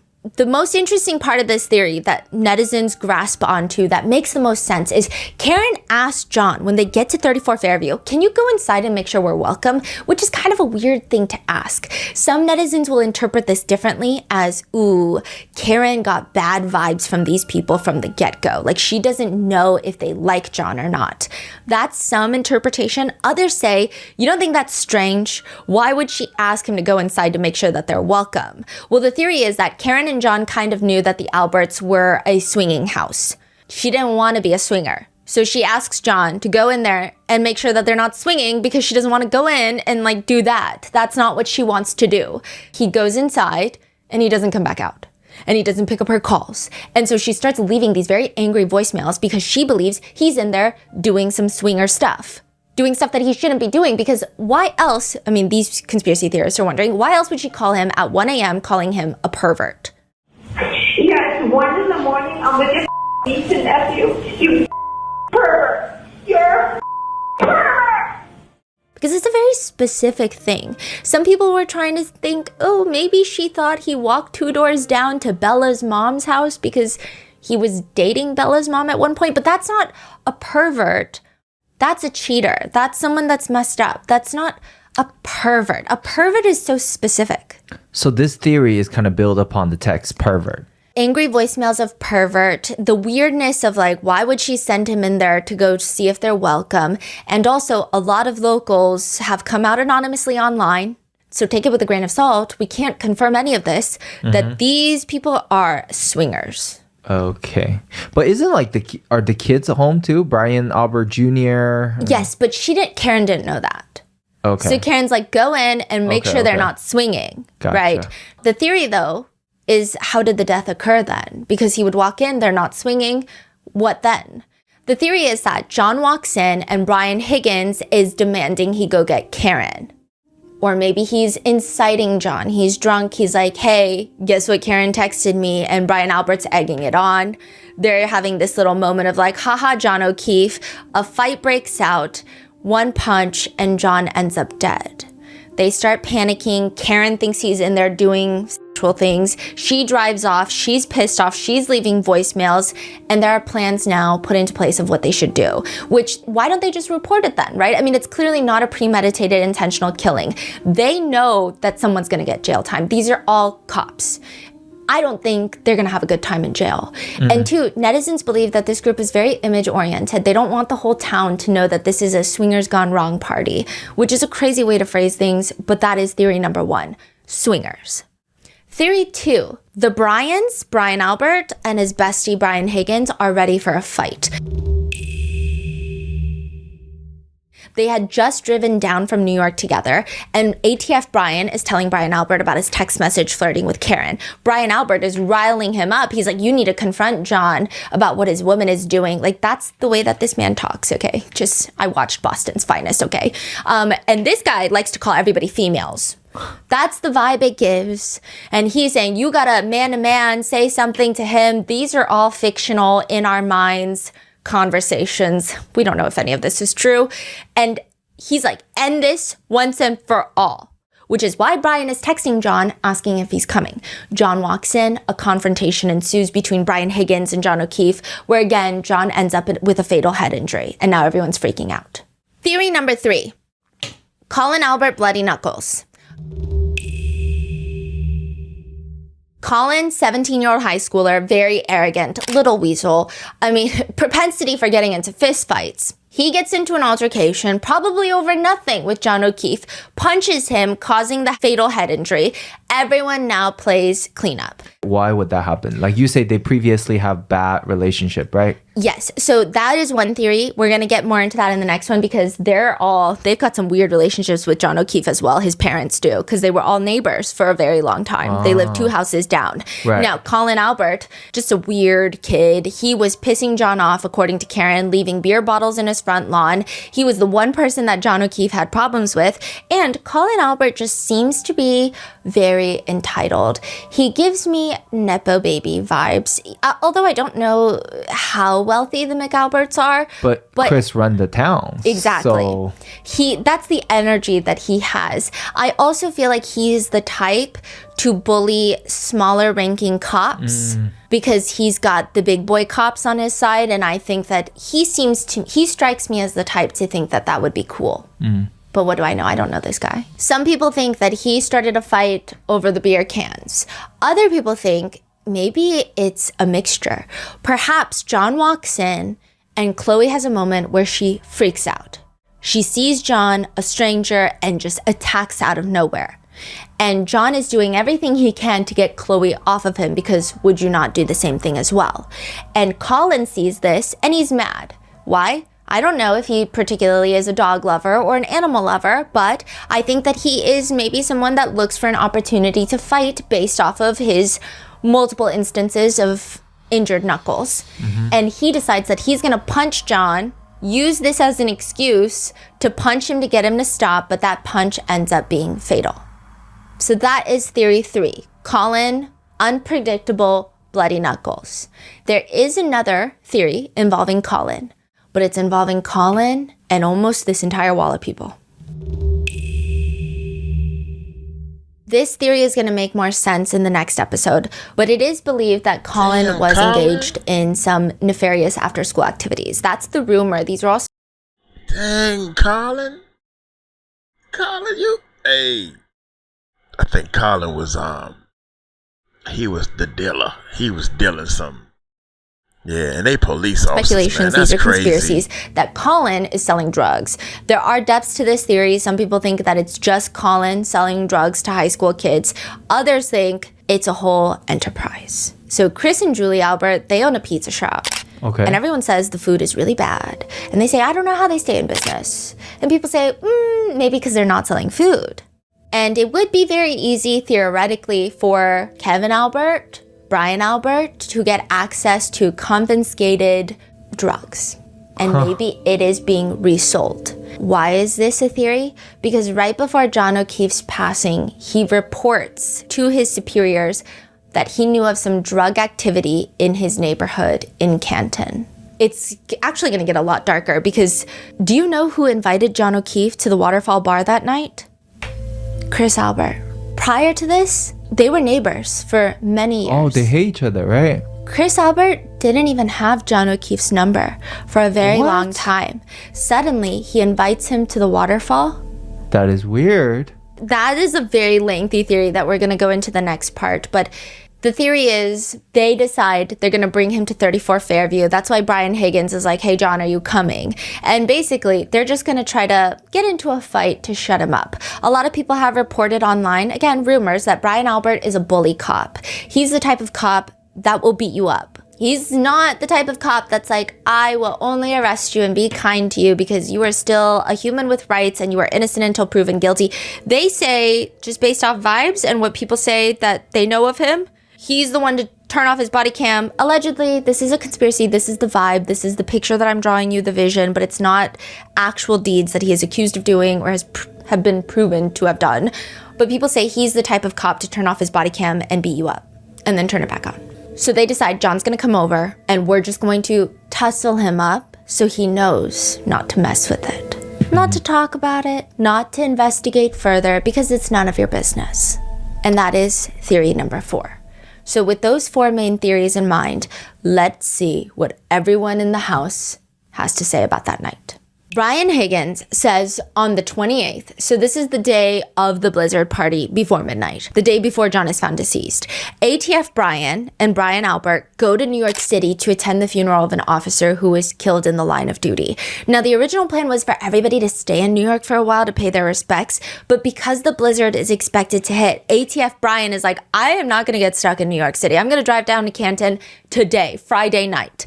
Brian Albert and Kevin Albert, Canton police officer, detective, brother of Brian Albert, they're both in New York and they ask ATF Brian, we flew here, can we catch a ride with you? Because we also don't want to be stuck in New York. So they drive back, they grab dinner together. This drive is like 4 hours, by the way. And that is why a lot of people are like, you're telling me, ATF Brian, you didn't tell Brian Albert about your text messages with Karen? And they don't give me, I mean, you know, based off of everything we've seen about these two men, they seem like the type to share all these types of things with each other. Yeah, seems like they've been talking a lot of stuff. Yeah. They all drive back down, grab dinner together, where ATF Brian has a few drinks with his favorite Jameson and ginger, and eventually they end up at the Waterfall Bar. Now, to be very precise, ATF Brian initially just went to the hillside for dinner with Brian Albert. Brian Albert is like, I'm going to go meet my wife, Nicole, at the Waterfall Bar. I think our daughter, Caitlin, is also there. So bye. ATF Brian is like, okay, bye. And then last minute, he decides, you know what? I'm going to go to the Waterfall Bar for no apparent specific reason. He walks in, and then Karen and John O'Keefe walk in. And obviously, it's going to be presumably awkward.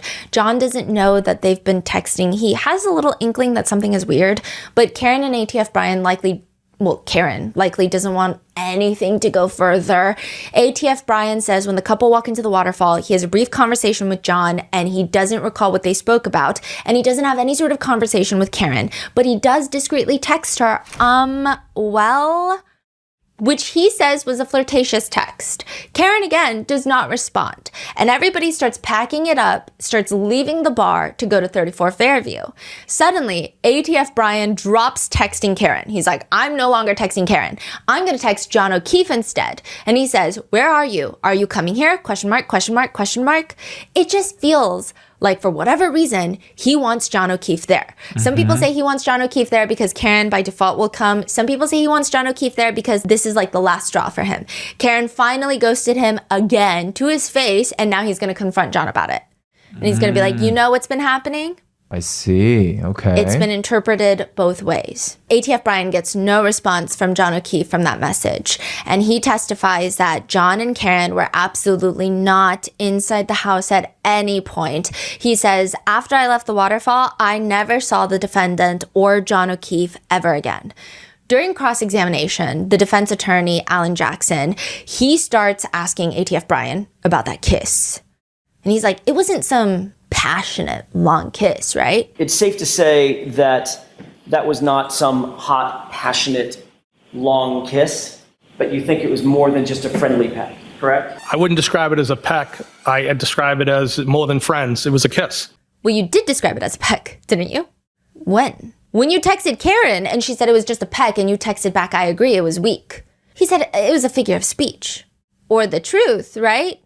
Figure of speech. The defense is trying to argue Karen really is just not that into you, ATF Brian. I mean, it's pretty clear from the messages that she's emotionally upset over the rough parts of her relationship with John. She's likely using ATF Brian to make John jealous. If anything, that gives ATF Brian a bigger motive to want John gone than it does Karen.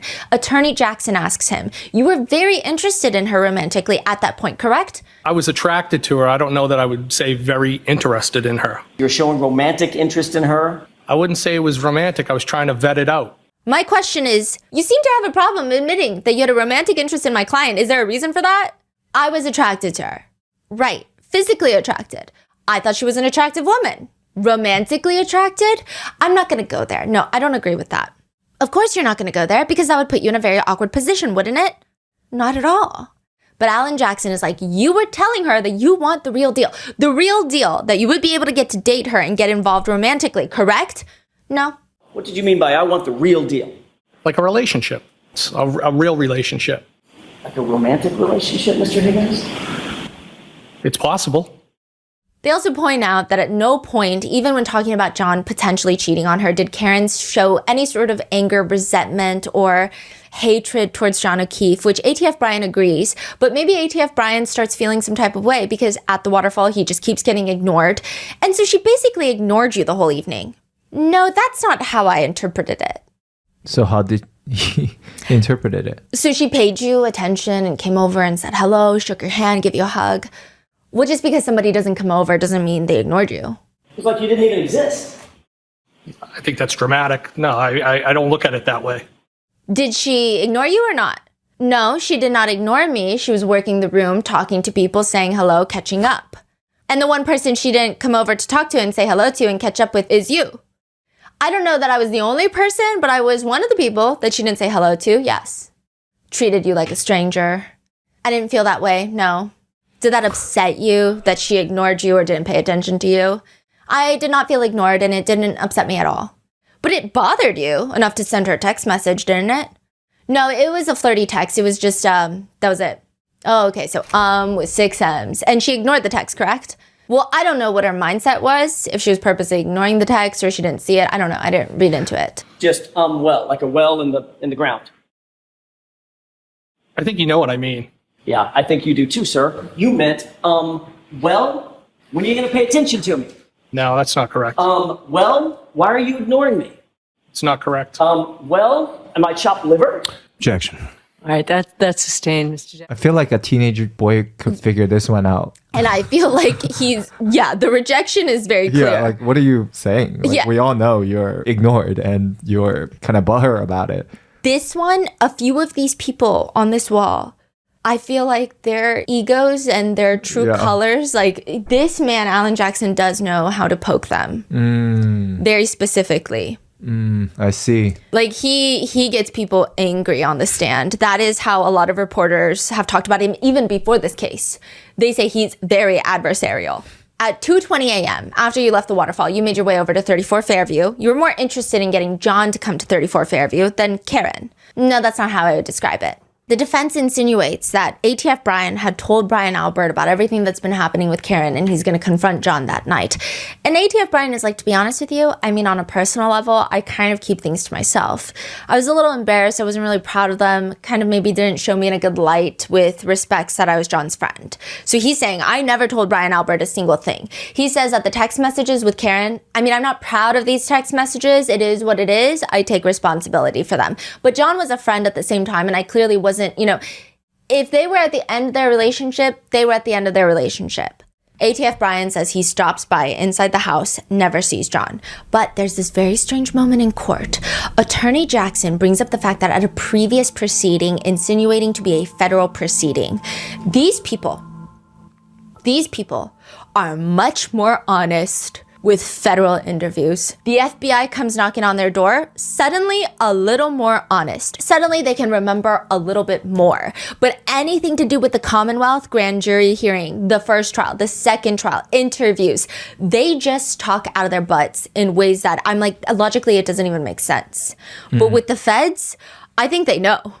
So the feds, you have only Alan Jackson has that information, and he will bring it up during this trial. The Commonwealth has that information, but they don't want to bring it up. Right. So Alan Jackson is impeaching them with this information. So he's bringing it up during cross-examination. And he says, didn't you at a previous proceeding, you stated that you saw a tall, dark-haired male enter the Albert house that night? I believe that was in reference to somebody's brother in a pickup. I don't know if that was during... All I'm asking you, Mr. Higgins, is did you say that? Did you say a tall, dark-haired male entered the house while you were there? I said they might have. Did you say they might have? Yes. Attorney Jackson reads him the previous statement, which Higgins is asked. The male showed up where? You answered, showed up at the house. I think he was there very briefly. I was half paying attention to it. You were then asked, did that male come inside the house? You answered, I believe he did. Do you remember that? Yes. So did the male come into the house that night? No, I said I believe he did. I wasn't sure. You said that you only remember seeing that person come in briefly, and it looked like he was having a conversation with two girls briefly, correct? Yes. You were asked how long was the person in there roughly, and you said it was quick, less than a couple of minutes, and then you were asked what he looked like, and you said, I feel like they were a little bit taller and had dark hair. Side note, there are two ways this has been interpreted. This tall, dark-haired male could fit John O'Keefe's description, but other than that, there's no name, there's nothing. But Higgins knows what John O'Keefe looks like. Why would he say it like this?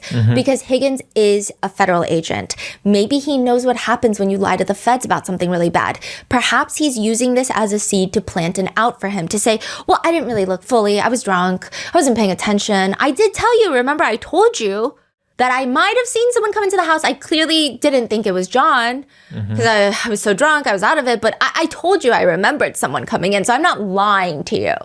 Others think, no, he's covering his ass because Colin, every single person testifies that Colin leaves before Karen's car even shows up anywhere. Colin leaves before half the senior adults get here. He leaves right when Brian Albert walks in through the door and he's the first person to get there. So there's no way Colin and John O'Keefe, Karen Reed overlap. But maybe Brian Higgins is like, I know that's not true and I can't lie to the feds. And so this is his way of saying, well, Colin was there. Colin was there later than everyone is saying he was there. Because technically, Colin and Brian Higgins should not have crossed paths. He should have left the house before Brian Higgins even got there. Is that the only people who fits the description? Like, there's no other tall, black hair Really? I mean, those are the only two that fit the description in a way that would make sense. So these are what the netizens are theorizing. Oh, okay. Now, this could be him covering for himself to say, well, I didn't see John O'Keefe there, but I guess I saw him, I was just drunk. Or to not perjure himself on the stand and say that, oh, I didn't see Colin, he left before I got there. So exactly how many people is in the house? When everybody is at the waterfall. When everyone's at the waterfall. Okay. You've got birthday Brian Albert Jr. I have these little house post-its, okay? Because I was like, I like it. These are going to come in handy. I love it. Brian Albert Jr. His friend, Julie. His other friend, Sarah Levinson. Okay. These three are in the house. That's it. There were a few other girls, but they left. And they are now saying Colin was also there. The whole time with Brian Albert Jr.? Yes. He only came for like 40 minutes, they say. But he was there before. Wait, so Colin Albert is friends with Brian Albert? They're cousins. Yeah, they're Alberts. Yeah, they're cousins. Yeah, so they're cousins. Interesting. And then the first people to get back in one car is Brian Albert. Nicole Albert. Nicole Albert. At like, what, 12 something? Yes. And Caitlin Albert, their daughter. Right, okay. So these three come back in one car from the waterfall bar. And then Colin leaves. Why did he leave so early? He says he has a curfew. We're going to get into that. There's text messages that are so unhinged. So then Colin leaves. At what time? 12? He says 12:10 a.m. exactly. Does he recall anything else from that night? That is crazy. No. But every single person recalls he left at 12:10. Wow. So then Brian Higgins walks in. Okay. Colin is left. Brian Higgins walks in. Jennifer McCabe walks in with her husband, Matthew McCabe. Yes.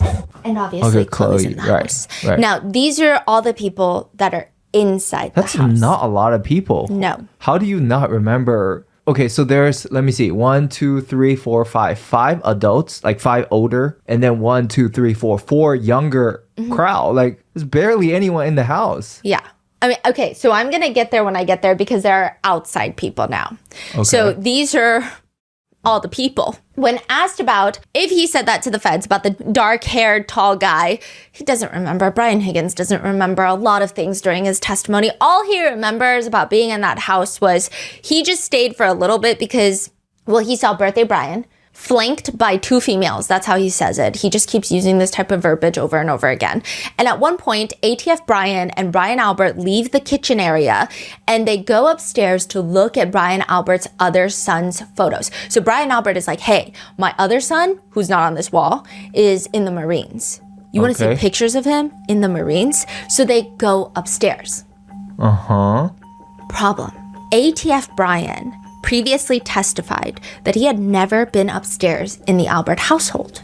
Did you go anywhere else within the home beyond what you've described as far as the kitchen and the living room? No. Did you go upstairs at any time? No. But they went upstairs to go look at the photos. There's 3 floors in the Albert residence. ATF Brian testified previously that he's never been to the very top floor, which means you just have the main floor and the basement. So if you go upstairs to look at photos, where are the photos? Okay, so are we saying that they were downstairs in the basement? Where a lot of people theorize John O'Keefe was killed. So they're downstairs in the basement and they went upstairs to go look at photos. It's just another thing that is very, very strange, right? It doesn't make any sense. ATF Brian also states that he leaves the Albert residence sometime around 12:20, 1 a.m. He says that he knew he was going to leave pretty early, even before coming, because he's not a big beer drinker and all they have are White Claws and beers. So he's like, I need my Jameson and ginger. He's like obsessed with that combination. He claims he's one of the very first people to leave and he just wants to go home. Except he doesn't go home. He goes straight to the Canton Police Department. ATF Brian works out of the Canton Police Department. He has an office there because the chief of the Canton Police, Berkowitz, is his bestie. During a celebration party for Chief Berkowitz, ATF Brian got up with a glass of champagne to give a toast and allegedly said, if you want to hide a body, Kenny Berkowitz is your man. Brian Higgins says, that relationship was through Chief Berkowitz, born through a tragedy. When my sister passed away, we became friends, and he offered up the space because I had also moved there. So it was close. It was a jumping off point. Brian Higgins' sister passed away? Yeah. And then he was like, hey, since you're moving to Canton, do you just want an office inside of my police station? You want to know something else that's crazy? I keep wanting to save some crazy things, but these two seem close, right? Brian Higgins and Brian Albert seem close, right? Besties, yeah. But Brian Higgins, ATF Brian, and Chief Berkowitz are actually much closer. And ATF Brian stated that Chief Berkowitz says even he is scared of Brian Albert. Brian Albert's a scary guy. Well, how did we find out about that? He said that to somebody else. Why does he go to the Canton Police Department right after 34 Fairview? He's At like, 1 a.m. Yeah, it doesn't make sense. He claims it's because he has a ton of cars parked in the parking lot. He's got work cars. He's got a police cruiser. He's got an undercover cop car. He's got his own personal cars in the parking lot. And if the snow plowers are coming through, they've got to move all their cars to the center of the parking garage because it just makes things easier. It's a courtesy thing. Nevertheless, he goes in, he passes the dispatch room where Sergeant Good is working dispatch. And he will be the one that picks up Carrie Roberts' initial 911 call where she's like, hey, have you seen my friend at a hospital or anything? He says no. Then he picks up another 911 call from Jen who says there's a guy in the snow. There's a man in the snow. And then he later showed up too at the scene. Yes. It was all him. Yes. These three will show up at the scene. These three are so suspicious because these three didn't even see where John's body was laying in the snow, but they're out here giving all their information to the accident reconstructionist when it's like, how can you give information if you didn't even know where he was in the snow? Right. These three are weird. ATF Brian says he just waves at Sergeant Good. That's it. He says hi to him, goes to his office upstairs, grabs his car keys, comes back down, moves the vehicles. There has been footage of him released of moving his cars around. And this man isn't just moving his cars around. He's just like full treasure hunting, opening the trunk, grabbing things. There's a lot going on for someone who just wants to go home and fall asleep ASAP. And at one point you can see him walking in the snow with his brightly lit phone up to his ear. It looks like he's on a phone call, but we don't know that for sure. He could be doing a voice memo. He could be listening to a voice memo. It just appears to be a phone call. But the problem is you cannot even ask him about it because this footage of him in the Canton Police Department was released during the second trial where ATF Brian is not called to testify. The government does not call him to testify. And the defense, I don't think they want to risk it. Oh, it was like somebody else released it during the second trial, but they can't ask Brian for any more information about it. It's admitted into evidence, but they can't say, hey, Brian, who are you on the phone with? ATF Brian says It was a long day. We had traveled, the traffic, it just seemed like it dragged on forever. But I think I did what I typically do after being out, having a couple of drinks. I had something else to eat, and I believe I might have had another couple of drinks and either laid on the couch or laid on my bed. Typically, I would fall asleep if I was on the couch and wake up and go into the bedroom. I don't know what location I was in at that point. Regardless, he says he falls asleep and he doesn't wake up until his phone starts blowing up at 6:30 in the morning. Most of the calls are coming from two people. Chief Berkowitz and Brian Albert. Why the fuck they're calling him for? Exactly. ATF Brian chooses not to call Chief Berkowitz back, but he calls Brian Albert back.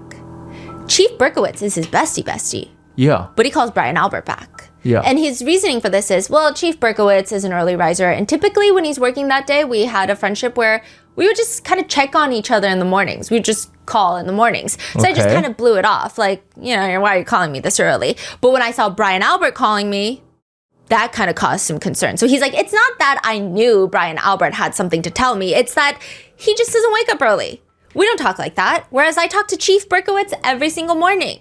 So this is a casual phone call I was getting. This was alarming to me. That's why I picked his phone call over his. So, he was out with me all day. We both had the same long day. I was concerned at that point. So he picks up the call. He talks to Brian Albert, and that's when he finds out that John O'Keefe was found laying on the lawn outside. ATF Brian says that in that moment, he was very confused. The math didn't make sense. John and the defendant never showed up. People were in shock. He says it didn't make sense. So he gets dressed, rushes over to 34 Fairview, where a few of the McAlbert family members have gathered. ATF Brian says the energy was just distraught. He ends up staying for about an hour, and he doesn't really recall with 100% certainty what else he did, but he's off that day. He's off January 29th, 2022. He just found out that someone that he is friends with passed away. Yeah. What would you do on your off day? Would you go grieve? Would you go mourn? Would you spend time with your family because you're like, I'm sad? He goes on his off day To the office? to Canton Police Station. You weren't scheduled to work that Saturday, correct? No. Matter of fact, you weren't on duty at all. No, I wasn't. He doesn't recall how long he was there or what time he was there from, but he wasn't on duty that day. He's not working that day. He doesn't go home to grieve. He doesn't sleep. He doesn't run errands. He goes directly from 34 Fairview to Canton Police Department. ATF Brian says he just stopped by, but the defense argues that his key card shows access all the way from 9 a.m. to 5 p.m. Brian is like, well, that I could have left and come back. I could have left and periodically kept coming back all day. You could have? And then they're like, okay, but you were still there for a long time. At that point, ATF Brian meets with some of the state troopers that have now just been assigned to the case. Trooper Proctor and Trooper Buchanek, both of whom he knows. ATF Brian testifies, so I was familiar with Trooper Buchanek. Evidently, I was reminded by Trooper Proctor that I had met with him before. I think I had helped him on a gun recovery that he made, but I didn't remember him. He says that he's not close with either of them. I had seen Trooper Buchanek on a number of occasions at a local gym. I had seen him one time at the hillside. I think he might have been with his child after a sporting event. I think I said hello. I bought him a drink. ATF Brian says, I wouldn't classify that as socializing, more being friendly. A bullshit? Not that. No. A bullshit? A bullshit. A bullshit. Nothing else of particular value has been noted by the Honorable Brian Higgins. Also, ATF Brian testifies that he knows the name of Colin Albert. He knows that he's one of Chris Albert's sons. However, if Colin Albert were to walk into the courtroom today, he would have not a single clue that that is Colin Albert. ATF Brian testifies that he does not know what Colin Albert looks like. I know the name, and I know that he is one of the sons of Chris Albert. Are you familiar with what he looks like? If he walked in here right now, I wouldn't know. And he just feels the need to throw that out there. A lot of people just don't like his testimony. Everything boils down to, if I did that, if I knew that, I would have done that. With one netizen writing, they kill me. These witnesses kill me when they act like they don't understand the questions. Then you have Brian Albert, the homeowner. Homeowner Brian. Brian Albert is sitting on the witness stand, dressed like a defendant, white collared shirt, tie, sweater jacket on top. We're making a comeback here. Brian Albert retained counsel, which is not a bad thing to do. It is crazy how attorneys will make people look bad for hiring attorneys. And I'm like, you are also an attorney. I don't understand. But it is odd in the sense that Brian Albert cannot tell you anything about this attorney.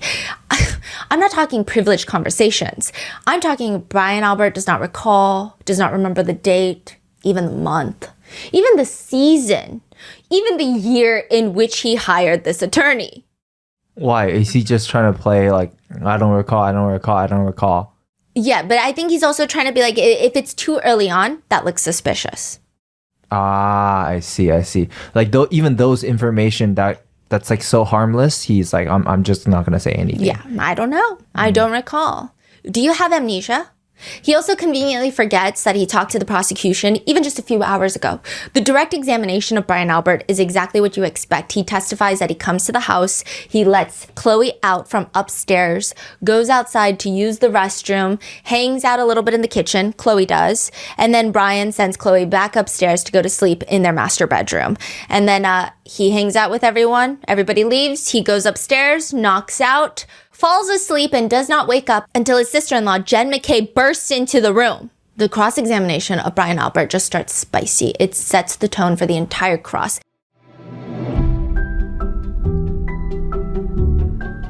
It's late. You're cozy in bed. You are sweat, which is Swearingen.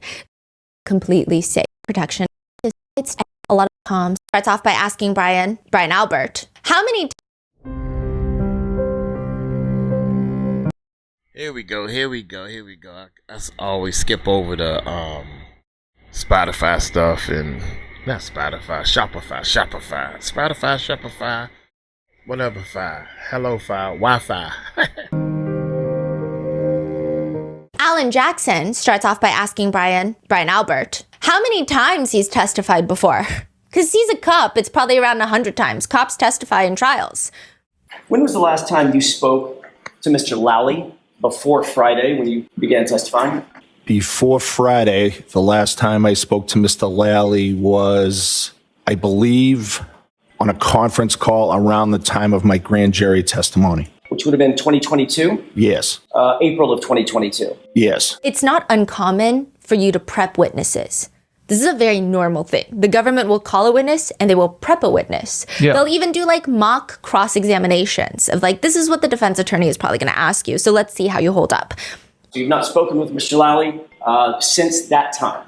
I don't remember speaking with Mr. Lally since that time, no. What about anybody else from the district attorney's office? No.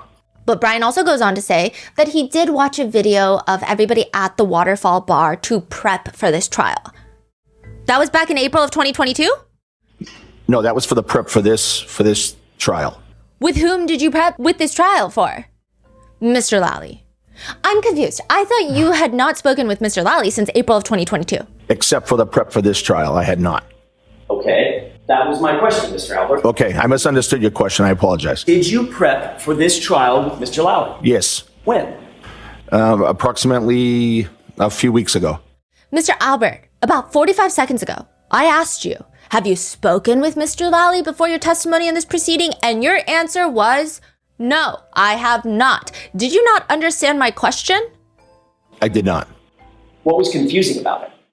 That's crazy. Meanwhile, you're a cop standing here playing dumb. Oh, I didn't understand your question. What was your question again? Repeat that. I didn't understand.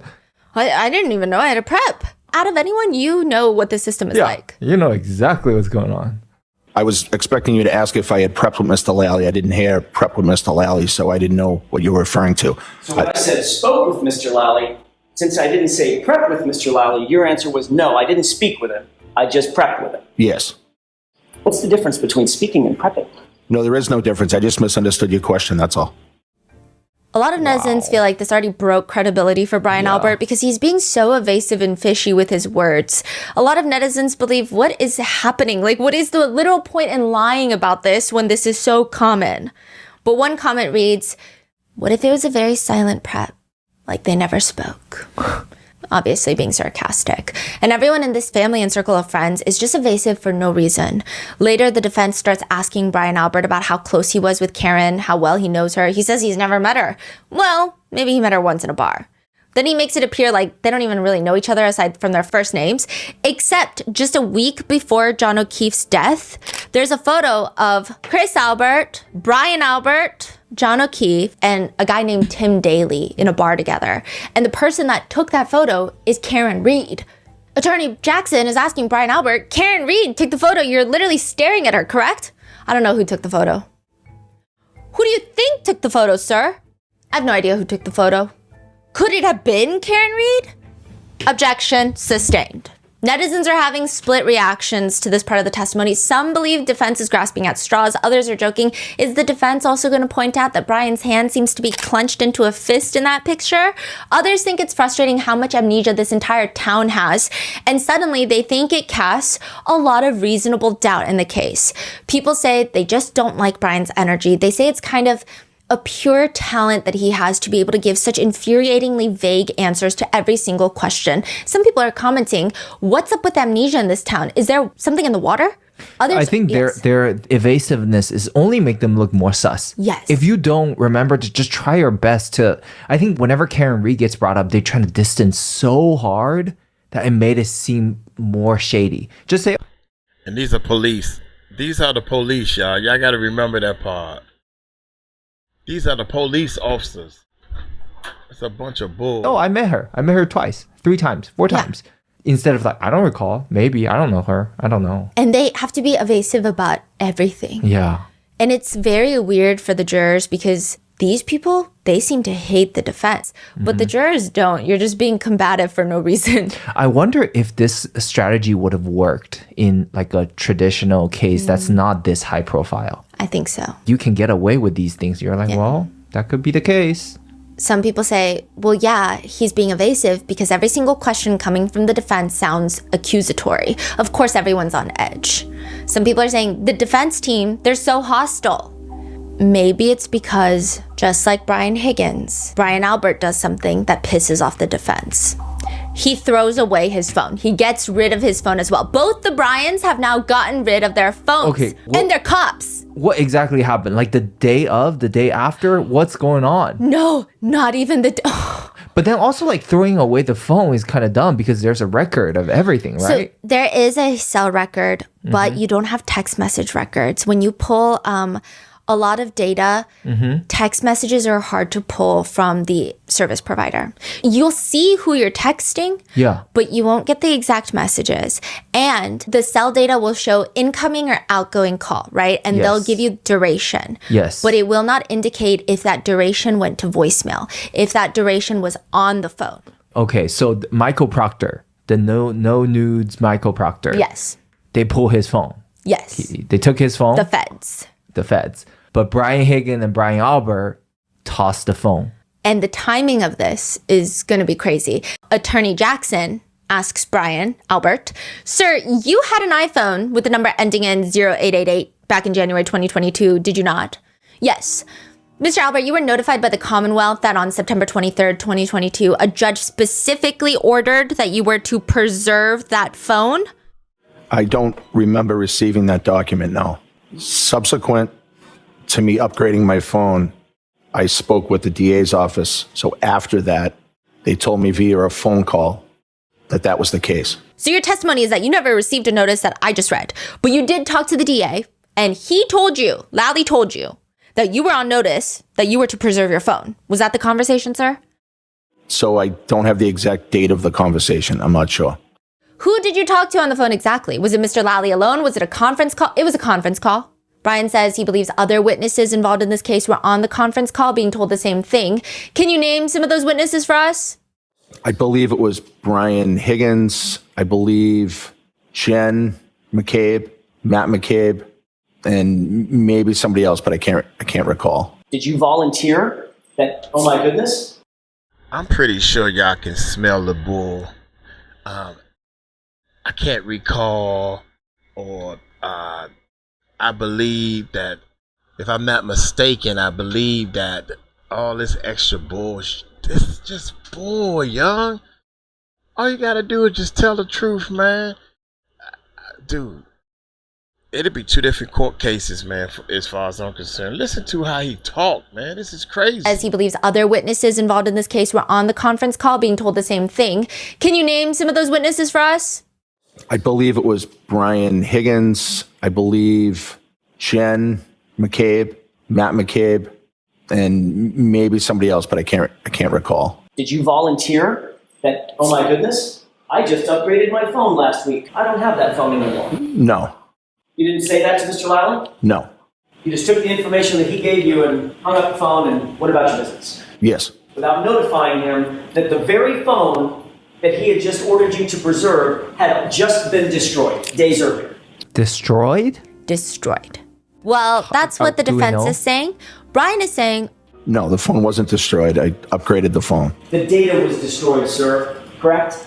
I did not destroy any data on any phone. Where's the phone? He doesn't have it. We don't know where it went? So the Brian Higgins, you're saying he tossed it into a military... Yes. Okay, are you going to explain more on that? Or? Yes. Oh, okay. Now, Mr. Albert, I upgraded my phone. When you upgrade your phone, you know that the phone is set back to factory reset before your new phone is handed to you, correct? Happens every time. I don't know that. How many times have you upgraded your phone? Multiple times? Every single time you upgraded, you know that the phone prior, the data is destroyed on it, correct? So it seems like he's trading the phone in. You know that data is destroyed when you upgrade your phone, right? I think some things are come over across contacts, things like that. So I don't know that for sure. That's a backup. No, I don't think that's a backup, but okay. Irrespective, you didn't tell Mr. Lally that you had gotten rid of the phone. I was not asked that, so I didn't tell him that. I see. You felt like if you weren't asked that, you didn't need to volunteer it, even though the conference call was specifically about preserving your phone pursuant to a judge's order. Correct? What was the question? You didn't offer to Mr. Lally that you had gotten rid of the very phone that he was telling you had to be preserved due to the judge's order. I did not. When did you upgrade your phone? I upgraded my phone in September, third week of September, maybe around the 22nd. I can't be sure of the exact date. Wait, but when you upgrade, if they transfer the phone, Yes. the text message gets transferred too. Yes, but he did not do that. Oh, he just restarted a new phone. That is freaking weird. So according to you, you got... Wait, that is so weird. That's beyond weird. Hello? Am I the only one? That's crazy. No, it's weird. That is so crazy. It's crazy. Okay. So, according to you, you got rid of the phone that was the subject of a court order preservation the day before it was ordered preserved. So the court order came out 23rd. He got rid of his phone September 22nd. Yeah, the timing. The timing. Did The someone warn him? timing. Did he get a heads up? Wow. Rephrase the question, please. Rephrase the question, please? He's saying that. Usually the judge says that, okay? The day before this all happened, you upgraded your phone and got rid of it in total, correct? I upgraded my phone around the 22nd, yes. You are aware that the very data that you were ordered to preserve would have been destroyed according to you the day before the court order, correct? Rephrase your question or ask me a question. Are you claiming that you got rid of your phone on the 22nd? I upgraded my phone around that. I'm not sure if that's the exact date, but yes. So it could have been after the 22nd. I don't think it was after the 22nd. Could have been the 24th? No. Could have been the 25th? No. So you're absolutely sure that you could not have upgraded your phone and gotten rid of it anytime after the 23rd when this judge ordered that it be preserved? No. Because you know that if you got rid of that phone after you had been notified that you were ordered by a court to preserve it, you'd be committing a felony. Objection, Your Honor. Sustained. Objection sustained. Yeah, I'm getting riled up because of these. Auntie Bev is going to come in episode 4. There's a lot of words people are saying about Auntie Bev. So now you claim that you got rid of your phone September 22nd, 2022, hours before you were ordered to preserve it. That's your testimony? Yes. Is that just a coincidence? September 4th was my birthday. The phone was broken and failing. I had planned on getting a new phone, and that just happened to be the day that I got it. Happy birthday. Was that a coincidence? That's what you're saying today to these jurors? Just a coincidence? Yes. Did you and Brian Higgins agree with each other to both get rid of your phones? No. Jackson brings up the fact that in previous testimony, Brian says he recalls having conversation about the phones with ATF Brian, but he doesn't really recall much more. Now, he's being asked that. Like, didn't you have conversations with ATF Brian about getting rid of your phones? And he says, I don't recall what time. Mr. Albert, I don't care when it was. I'm asking you, have you ever had a conversation with Brian Higgins about your phones, respectively? We may have. I can't remember that conversation specifically. Who did he tell that to? FBI? Yeah. Okay. So Brian Albert gets rid of his phone. No clue where it is. Brian Higgins gets rid of his phone, literally drives it to a military base to dump it.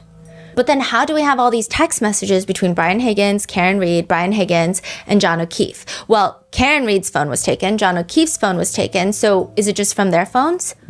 No. Brian Higgins gives over those text messages. He uses a federal device to extract message threads. So a lot of feds, they have these machines where when the feds go through your phone, this is a huge thing. Not just the feds. Any law enforcement officer, when they go through your phone, they don't actually go through your physical phone. They hook it up to a computer or a machine, and it's a mirrored image of your phone. Okay. This guy was going through Karen's phone physically looking for nudes. So that's like already bad. But wait, what do you mean upload your phone to a cloud and then they can access everything? It's not like uploaded to a cloud. It's just connected to a device. I think it's so that everything is tracked. Yeah. Like you don't just like scroll through someone's phone like that. Interesting. Okay. So he's just going through Karen's phone like that, which is already bad. And he's looking for nudes. You're saying he was going through Karen's phone without this official government monitor. Yes. He's just like browsing. Yeah.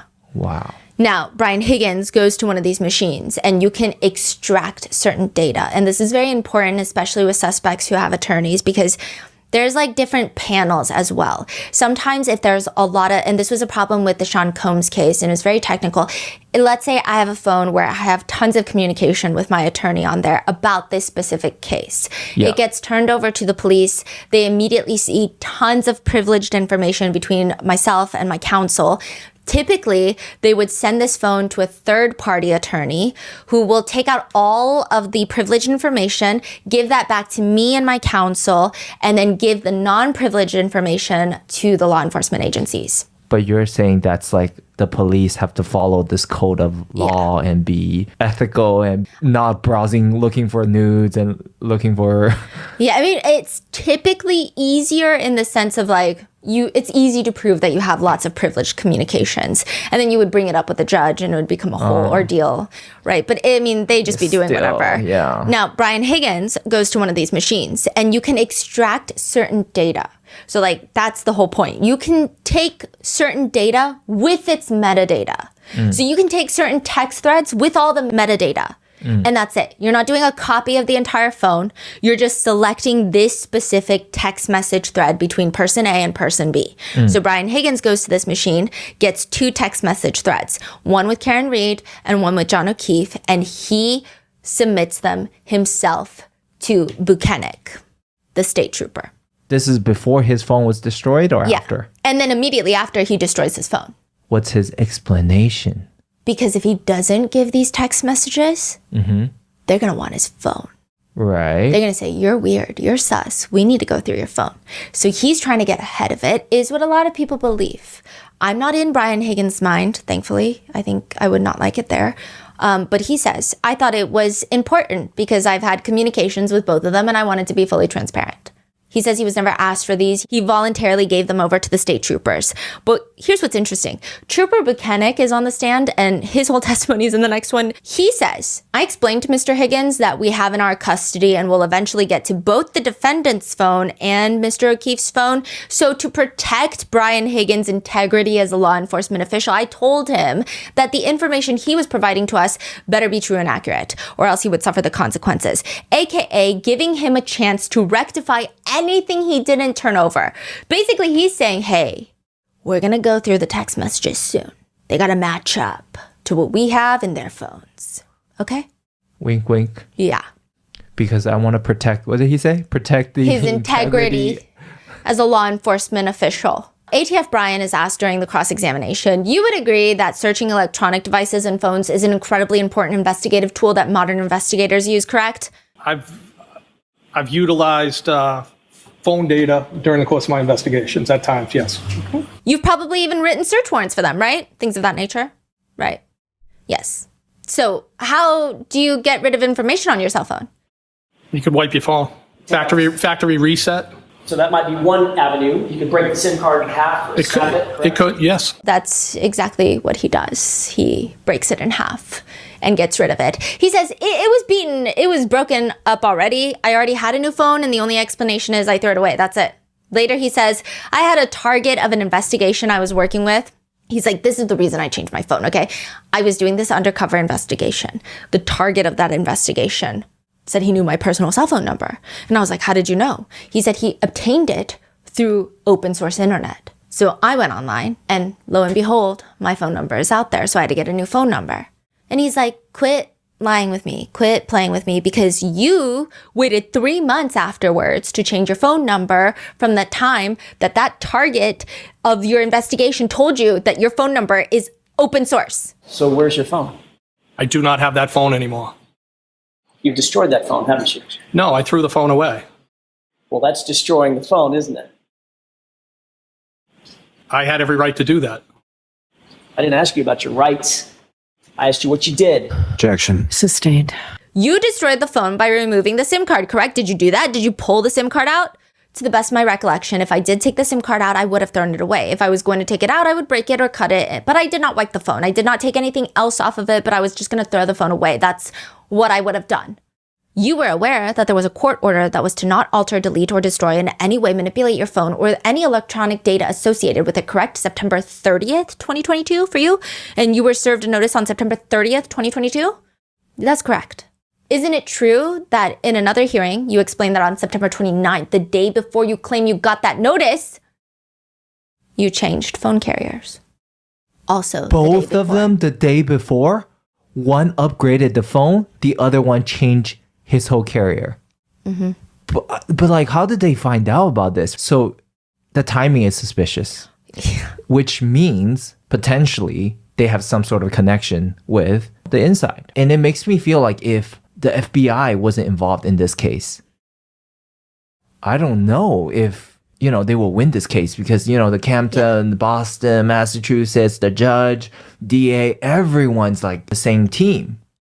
Allegedly. I also think him getting on this case because regardless of what you think of Alan Jackson and his previous current clients, he is a big name. I think that did bring a lot more attention as well. And I think it brought a lot of pressure because he's not just someone that's going to walk in and be like, oh, everything's weird. Let me just clock in, clock out. I mean, not that David Yannetti or any of the other defense teams were, but he's pretty nationally known. It is weird that Higgins just turns in these text messages and the state troopers don't look further into ATF Brian. In any other case, any other situation, a very strong motive that cops love going after is the jealousy motive. But Trooper Buchanan, one of the state investigators, he's asked during his trial, he explains the messages as, no, these were, friendly communications. I don't want to put a label on it. They were communication between acquaintances or people that know each other. He's asked if the texts were flirtatious, to which he says, as far as flirtatious, I would have to take a look at the content of it for certain terms that would support that label. And the defense is like, okay, sure, here you go. They give him a pile of text messages between Brian Higgins and Karen Reed. Play stupid games, win stupid prizes. Now he's reading through it, and many netizens argue Buchanan is stupid. He's also incredibly committed to his role in all of this because after reading these text messages with a straight face, he is asked, would you consider those text messages as you reviewed them when you received them from Brian Higgins as being flirtatious or romantic in nature? I would not categorize them to that extent. Certain parts of it might be, but the total conversation, if you want my opinion, I can provide you with it. He's asked to point out which parts. There are terms that I used. You're hot, witty, stuff like that. Talking about banging and hooking up. What word would you use to describe them if not flirtatious? My opinion is that... Bullshit? Bullshit? Bullshit. Bullshit.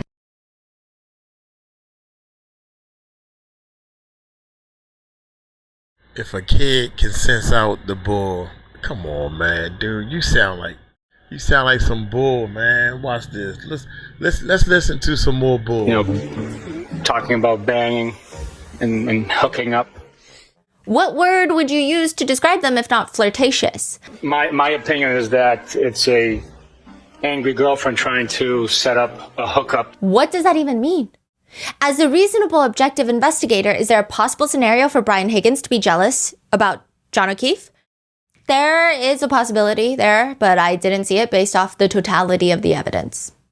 The length these people will go to cover each other. Yeah.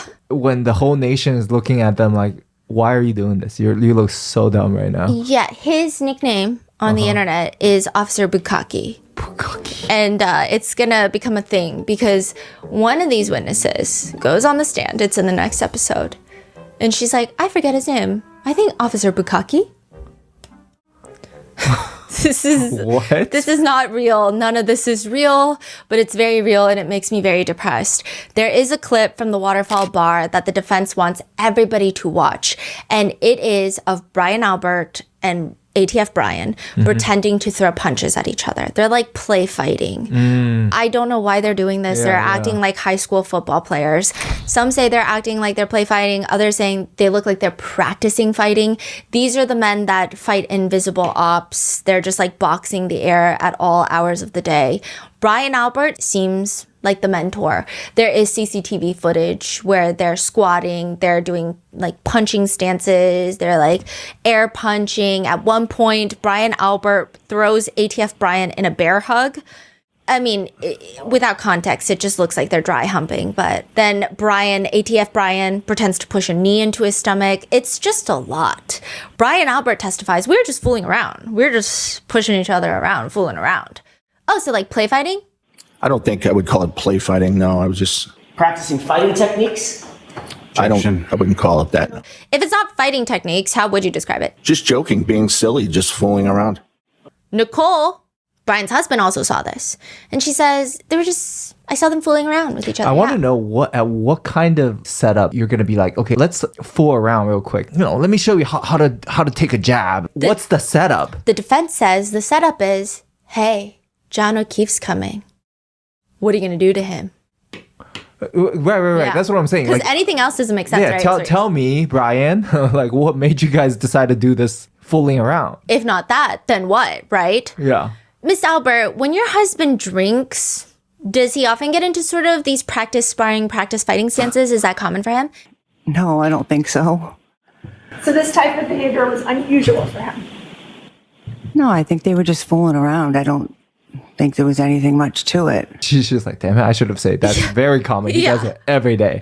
To me as well, to everybody. Yeah. My question was, is it unusual for you to see him sort of practice fighting? I wouldn't call that practice fighting. I think they were just fooling around. And yeah, maybe I've seen him do that other times, but it was fooling around. They weren't practicing.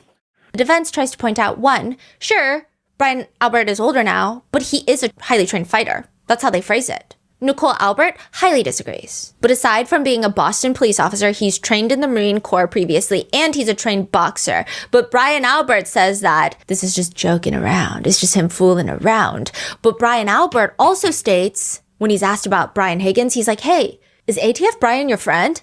He's like, define friends. He's like, define friends. We just kind of know each other from work. I don't know if I would call it friends. The defense is like, you've known this man for 15 years. You just took a 4-hour-long road trip with him. He came over to your house. You're fooling around in a bar and you would not categorize yourself as friends? To which he finally is like, we are friends. We are friends. Yeah, we're friends. Yo, this is crazy. They interview people every day. Now tables flipped. All of a sudden. So bad. So bad. I saw one netizen put it. They had a lot of practice from the people that they've been interviewing, because these are police officers. Oh my God. Now that the shoe's on the other foot, they explain friends. They had a lot of practice because this is what the people say to them. So it must work for me. So now I'm going to get it to work for y'all. I don't understand this. This is crazy. Yo, this is crazy. They interview people every day. Now tables flipped. All of a sudden. So bad. So bad. I saw one netizen put it way better than I can explain it. It's extra insulting because they're evil and they're dumb and they're getting away with it. So it's like just spitting in the public's face over and over again. Just because, you're law enforcement? He says, yeah, we're good friends. We were just fooling around. You just said you weren't friends. Define friends, right? Meanwhile, ATF Brian does not get the memo because he describes Brian Albert as... He's a good friend. He's a co-worker. I had been working closely with his unit. I'd say he was a good friend. Netizens comment, it's like pulling teeth to get regular answers from these people. Nevertheless, the defense states whether or not they were play fighting has importance. And they're like, Brian, you're a fighter, aren't you? He's like, nah. A side note, there are rumors online that Brian Albert had gotten into a fight with another cop at a Christmas party before. It seems like he has a propensity for fighting, as well as this one. Colin Albert. ATF Brian had allegedly told the feds again that Chief Berkowitz is also scared of Brian Albert, so maybe he is a fighter. But he really tries to downplay this during the trial to the point where Attorney Jackson tries to break it down. What was your job title in January 2022? Sergeant Detective. That means you not only respond to incidents, you actually conduct investigations as a detective, correct? Yes, primarily fugitive investigations. You have additional training in order to hold the title and hold the position as a detective, is that right? Yes. Not just regular patrol officer, you have to have special training to get the rank of detective, is that right? Yes. As a sergeant detective, that's above a regular detective indeed, because you're supervising detectives, is that right? Yes. You're also trained in techniques, obviously any detective would be trained in techniques that culprits might use or suspects might use cover up crimes to thwart investigations, correct? No. So in all your training, 30 years of a Boston police officer and a sergeant detective, you don't have any training in, I don't know, what techniques criminals might use to cover up their conduct?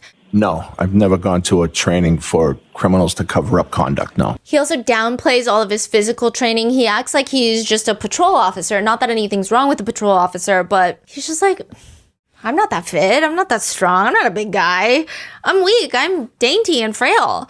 In the reality show Boston's Finest in episode 3, there's a whole thirst trap level boxing segment of Brian Albert just going at it at the boxing gym. And it's a voiceover of him saying, you have to have undercover police officers actually going out, posing as buyers and making drug buys. It's dangerous work. Anything can happen. And he's like double fisting a small punching bag. He clearly knows what he's doing. And again, netizens think, why does he have to be so evasive? You would imagine that a lot of these law enforcement officers are somewhat physically trained. One comment reads, if you look very closely, their noses are growing. Others say, come on, this is so bad. He can't even remember what he talked about an hour ago. Some say Brian Albert is like a slippery snake. Others say Karen Reed should get the max penalty for putting these people through all of this. This is awful. Maybe he knows that being suspicious will not be charged. Yeah. But if he says anything, then he's cooked. Yeah. And I do think that it's extra cautious because the feds. And in the reality show, Brian Albert even says, it's very rewarding when someone commits a crime or they hurt somebody and you're the person that actually catches them. It's probably one of the best things you can do. At the end of the show, Boston's Finest, they end with a voiceover, and it says, the decision to become a police officer is never an easy one. But for these men and women of the Boston Police Department, in the end, it was the only decision they could make. Some joined the force to protect the streets where they grew up, some to say thanks to the new city that welcomed them in. Every day, they take to the streets without fail, carrying with them the love they have for their families, the memories of the friends they've lost, all their hopes, all their fears. They do it. They do it for the city of Boston. That was Brian talking? No. Oh. Narrator. Okay. But September 4th, 2023, before the first trial for Karen Reed, Brian Albert is no longer doing that because he retires from Boston Police Department. Okay. Nicole Albert, Brian's wife, fellow homeowner of 34 Fairview Road, testifies. This is Jen McCabe's sister. She's also a part-time lunch lady. That's how she calls it. During direct, she says, John came into the waterfall. She doesn't really know John O'Keefe. She says, I didn't know him that well. I think I had only met him once, maybe twice through my sister. Brief interaction. I think when he first walked in, actually, I didn't recognize him. I think I said to someone, oh, who's that? Because they were kind of walking towards our table. And they said, oh, it's John O'Keefe. I said, oh, I had never met Karen and I'd only met John once or twice. It's interesting because your husband is on the same police department as John O'Keefe. But she says, no, I don't believe he ever worked with my husband. I don't believe they ever crossed paths at work. And to be fair, Boston Police Department is about 3,000 officers. Wow. So it does seem feasible if they don't cross paths often. Now, Nicole says she doesn't have a single interaction with Karen. She says, I had none. I don't believe we spoke or we were introduced or anything. I don't think we spoke at all. In fact, Nicole states in her testimony she didn't even know that John and Karen were coming over. The rest of the evening, they go home. It's relatively normal. Nicole says that she just started cleaning the kitchen when she got home. And everybody left. She stayed cleaning the kitchen a little more while her husband, Brian Albert, went upstairs to watch TV in bed. And Elizabeth Little is asking her, Miss Albert, what is the first thing you remember waking up to in the morning of January 29th? My sister bombing into my bedroom. Did you hear any fire trucks that morning? I did not. Did you hear any ambulances? I did not. You didn't see the flashing lights of emergency vehicles outside your bedroom window? I did not. My blinds were shut. My curtains were closed. I did not see anything. Nicole and Brian Albert will both report that Jen burst into their room hysterical.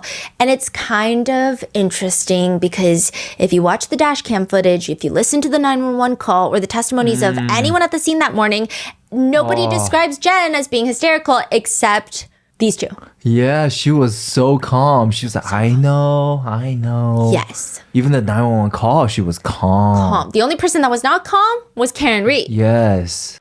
Yes, I need someone to come to 34 Fairview Road in Canton, Mass. I think he's dead. We need, you got to get here ASAP, okay? I'm going to transcend line. I'm going to transfer to Canton.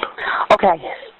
I know, honey. I know. Okay, thank you. So they're like, she was hysterical, bursting in through the door. Now, that's weird because they both testify that Chloe slept in the room with them that night. Uh-huh. If I were Jen, I know my sister has a dog. Right. A 70-pound German Shepherd that doesn't like strangers, maybe perhaps is startled easily. I'm not bursting into your room. Also, if my brother-in-law is a cop, I'm not bursting into your room. Right. To wake you up from a sleep. And by this point that Jen is bursting into their room, John O'Keefe has already been taken into the ambulance. So it doesn't make sense. The only time that would make sense that for her to be bursting into their room is nobody's there. They need to save John. He's a first responder. Yeah. It's weird. Caitlin Albert, the eldest Albert daughter. Caitlin works for the Massachusetts Attorney General's office in the Medicaid fraud division. She is the eldest child of the main Alberts.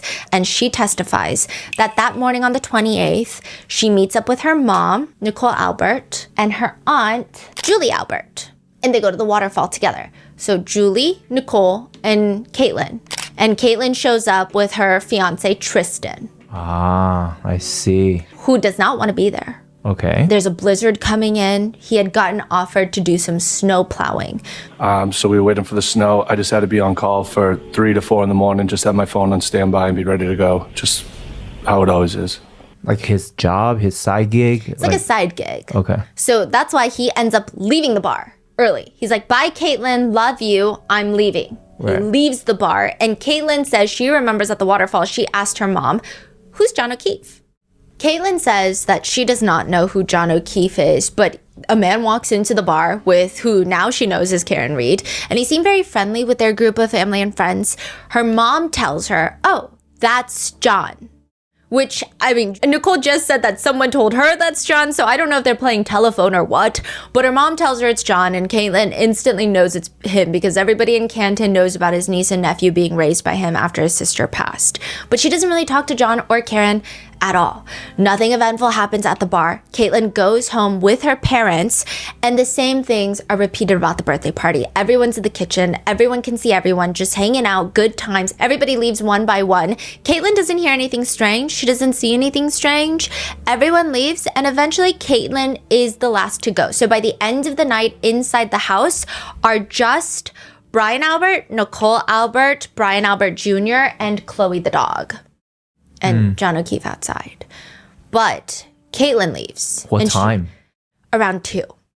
Huh. Her boyfriend Tristan comes to pick her up, which netizens think that's so weird because Tristan just left the waterfall because he has to wake up overnight to go plow the roads, but then he leaves the waterfall, leaves Caitlin there, and then Caitlin goes back home to 34 Fairview for like an hour and a half and then gets picked up. It's kind of... And they're... Again, they didn't see anything. Nobody saw John O'Keefe outside. No. And at this point, it's not even really snowing, correct? Or no. Barely? Barely snowing.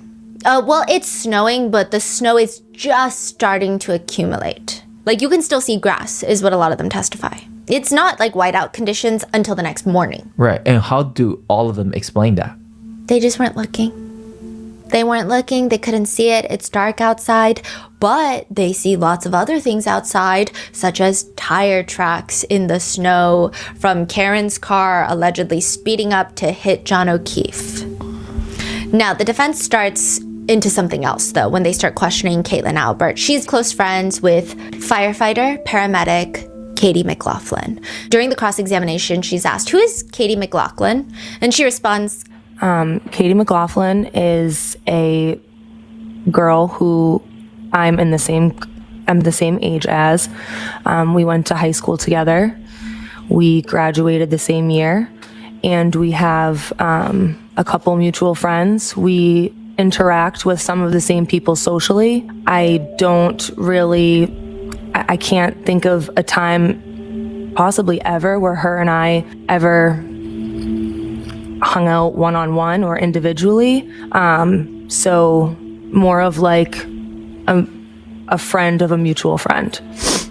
There is a lot of just explanation here, just non-stop. I mean, the defense is bringing up photos and she just has to keep repeating, this is like a mutual friend of a friend of a friend. And like, I barely know this girl. And then there's like pictures of them in small group settings at her dorm when she was in college. And then she's just like, I mean, just like a mutual friend, like a friend of a friend. And then even in these group photos, I would understand if it's one thing, if they're on the other side of this massive group photo every single time. But a lot of the times they're right next to each other. It just doesn't make sense.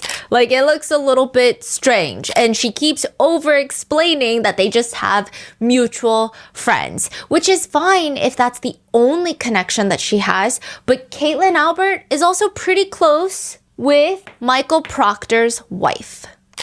She's not on here. She's going to be on here in the next one. Elizabeth Proctor. Okay, what's their relationship? Just friendly, friends. She says that when Michael Proctor starts interviewing her about this case, she doesn't tell him, hey, I'm friends with your wife or anything. Just nothing. It's the least of her concerns. Like, she doesn't care, right?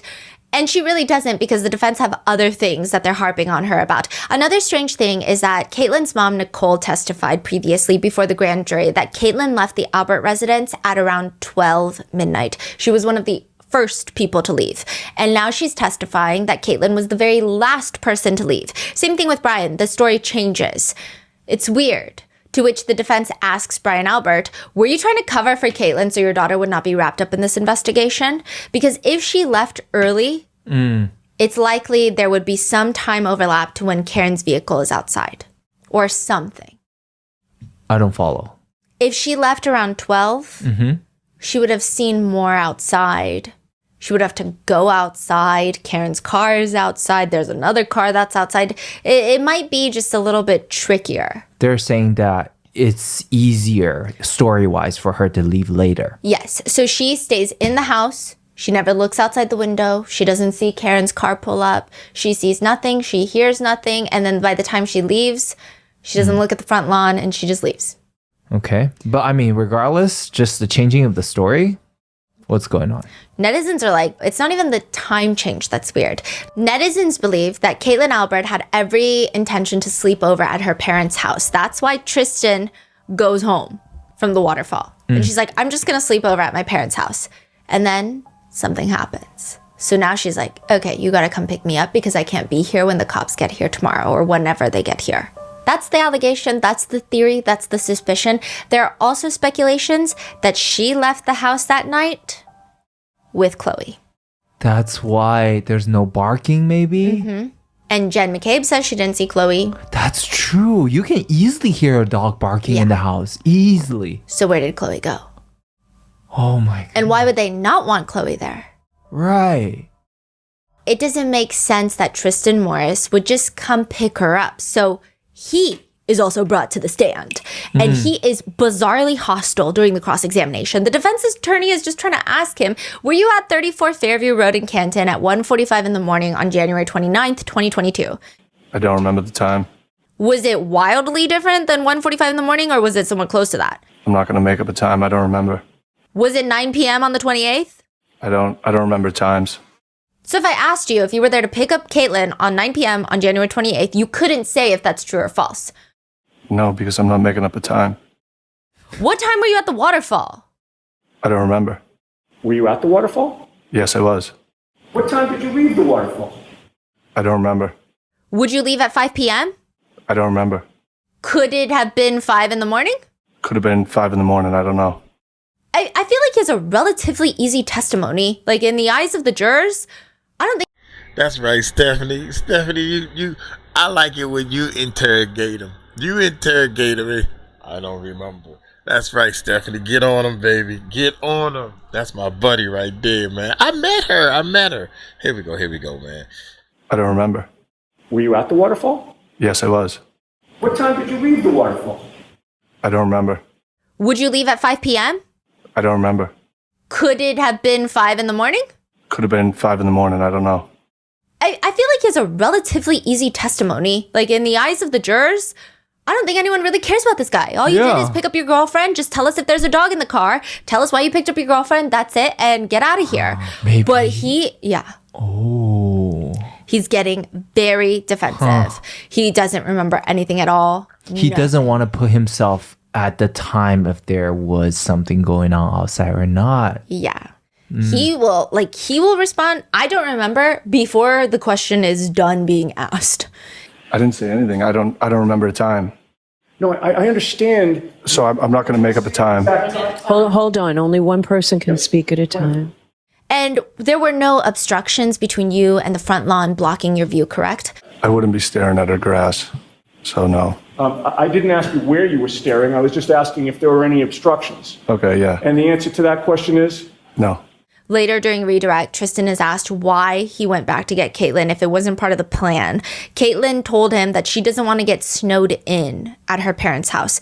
But this blizzard is not new information to anyone in the town of Canton. Yes. So it's weird. Tristan just responds to that. Well, she's high maintenance. I didn't really want to have to deal with her. And now they're married. They got married after all of this. Brian Albert Jr., birthday Brian.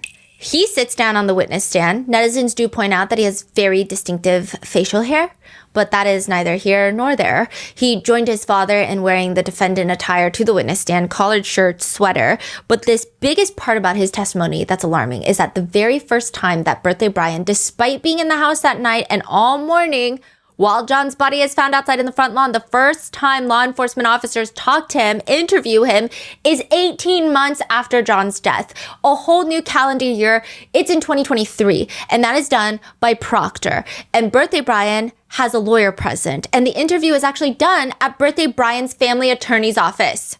18 months later. Yes. What is going on? And it's not like people were trying to hide his existence there. Everybody knew he was there. Yeah. It was his 23rd birthday. He says that his friends come over, Julie and Sarah and a few other girlfriends come over, and it's just birthday Brian and all of his buddies at the house. They order food from a place called D&E Pizza that is owned by Chris and Julie Albert. And they start getting drunk. Everybody's primary drink of choice is White Claws. Now by 11 p.m., most of his friends are gone. So he says it's just me, Colin, Julie, and Sarah. That's who's over when the Albert parents and Caitlin get home. So these three are the first people to get home. As they're coming in, they say Colin is leaving. He's like, my ride is here. My ride's coming back. Who's his ride? A friend? Allison McCabe. Who's that again? Jen and Matt McCabe's daughter. Jen and Matt McCabe's daughter. Brian Albert's cousin on his mom's side. And Colin is Brian Albert's cousin on his dad's side. So technically, Colin Albert and Allison McCabe are not cousins, but they're basically cousins. Wow. And so he leaves, and Brian says, you know, my mom came in. She just gets straight to cleaning. She likes to clean. I don't know why he says that. And she's in the kitchen picking up. He also says, eventually, JJ comes in. JJ? Jen? He calls her Auntie JJ, which JJ is also the nickname for John O'Keefe from his nephew and niece. So Auntie JJ comes in, and it seems like Brian Albert Jr., birthday Brian, and Auntie JJ are very close. I mean, it seems like all the Alberts are close, but it's weird because birthday Brian and JJ seem close, but birthday Brian and Allison McCabe don't seem close because at one point, birthday Brian is asked about a group chat with all the cousins, like a Snapchat group chat with all the cousins. Yeah. And they're like, the defense attorney is like, what about Allie McCabe? Is she on there? And he's like, No, she's not an Albert. okay. Yeah. Birthday Brian testifies that he didn't see anyone else physically come inside the house after Auntie JJ and Matt McCabe. But he did poke his head towards the window and he did see a car outside. And the reason that he went to that window was because outside the house were Ryan Nagel, Heather Maxon, and Ricky D. Ryan is Julie's brother. And he's here to pick up Julie. And so Julie goes outside. Yeah. And Brian Albert looks out the window and he sees Ryan's car, but he also sees another dark colored SUV, who everyone presumes to be Karen Reed and John O'Keefe.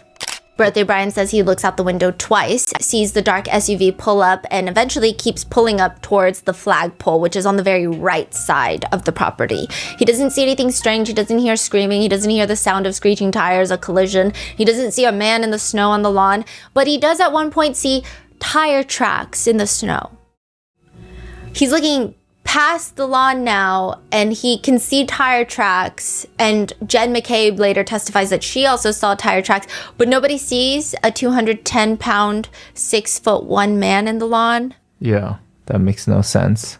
Who's Heather and Ricky? Ryan Nagel's friend Ricky D is actually the one driving. It's Ricky D's car. Okay. Heather is Ryan Nagel's girlfriend at the time. They're no longer together.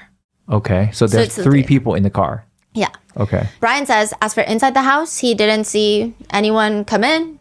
He didn't see anyone go up and down the basement stairs. Nothing. And then everybody leaves eventually. He goes up to his bedroom on the second floor that faces the backyard. He falls asleep, wakes up 7:30, 8 a.m. And he says, I can't recall the exact time. I'd say maybe, I know previous testimony I may have said earlier, but I don't believe it was that early. I would say 7:30, 8 a.m. My dad had knocked on my door. I just threw on some clothes and I went downstairs into the main first floor of the house. And he did not wake up from emergency vehicles, noises, or dogs barking or screaming. Just his dad knocking on his door to tell him what happened. That is when he finds out. He says he doesn't know John O'Keefe personally. He says, I knew he was friendly with my auntie JJ, and that's it. Jen and Matt McCabe, their testimonies are going to be in part 3 and 4 because, I mean, I think we know everything that's going to be said. I think their testimonies are more important in the actual investigation sense of how they interact with all the troopers because they are doing some suspicious things. They're being weird. And so that's going to be in 3 and 4, but they pretty much say the same thing. Jen is like, I'm texting John. He's not coming in. I see the dark SUV. I look out the window multiple times. I see tire tracks in the snow. Nobody comes in. I don't see screeching. I don't see screaming. I don't hear anything. And I thought they left. Same with Matt McCabe. The other two that are in the house, Birthday Brian's two friends, Julie Nagel and Sarah Levinson. Julie says that they order pizza. They're having a good time, but she's been there for like 6 hours at this point. So at 12:15 a.m., she texts her brother, hey, can you come pick me up?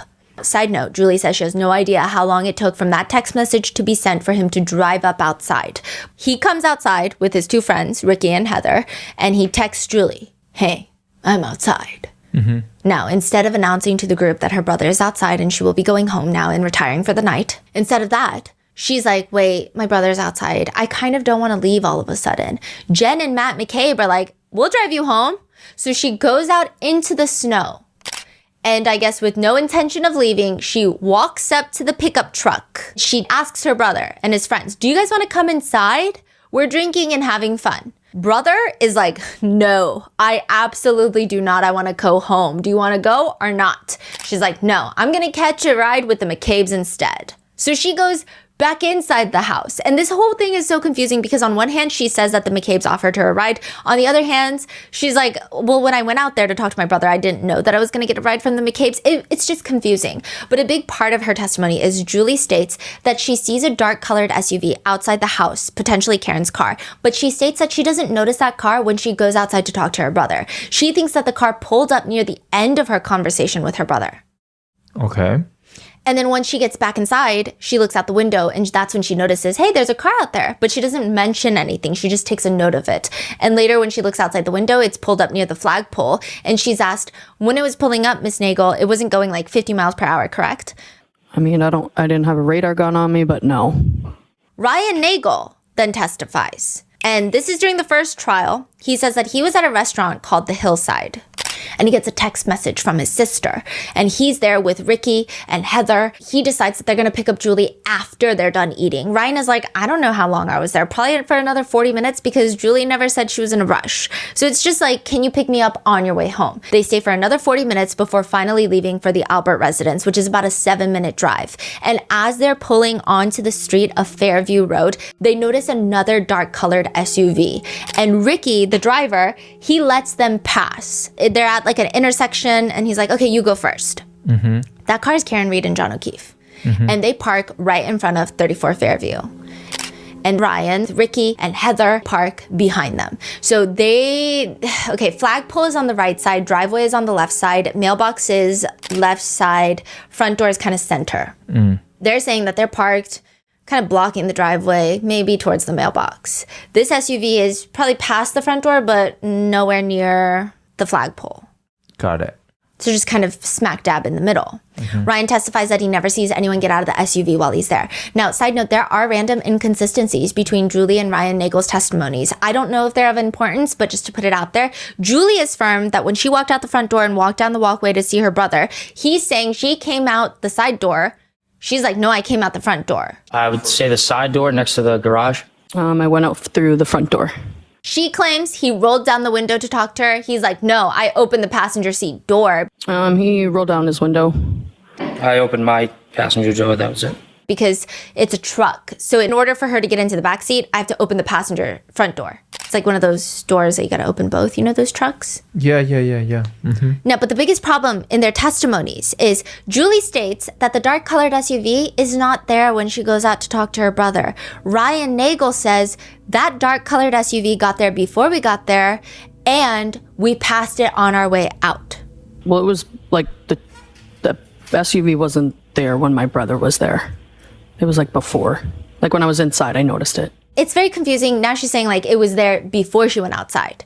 Prosecutor Lally confirms with her. And so at the time that you were talking to your brother in the pickup truck, was the SUV still there? I don't believe so, no. Meanwhile, Ryan Nagel is testifying he notices the SUV the whole time. He noticed the brake lights were on.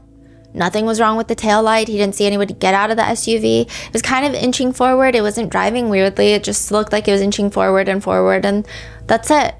Eventually, they leave because Julie's not coming, and they drive past the SUV, and Ricky, Heather, and Ryan Nagel testified that the dome light, like the inside light of the car, is on, and they only see a woman on the driver's seat with her hands on the 10 and 2 on the steering wheel.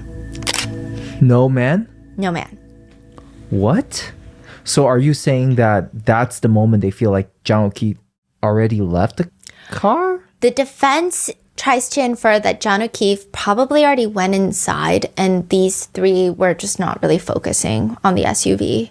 You know, they mentioned multiple times, it's not like they didn't really care about who was in the SUV. Yeah. They're on their phones, they're talking to each other, they're talking to Julie. At any point, John O'Keefe could have gone inside and they didn't see it. The prosecution is arguing, well, the dome light, the inside light automatically turns on when the car door opens. So they're saying John just opened the car door and Karen's about to like do a 3-point turn and hit him. Because the tail light is fine. There's no man on the lawn. Yes. Where's John? So it's all happening at the same time. So the prosecution is saying as they're passing the driver's side. So Karen's blocking their view.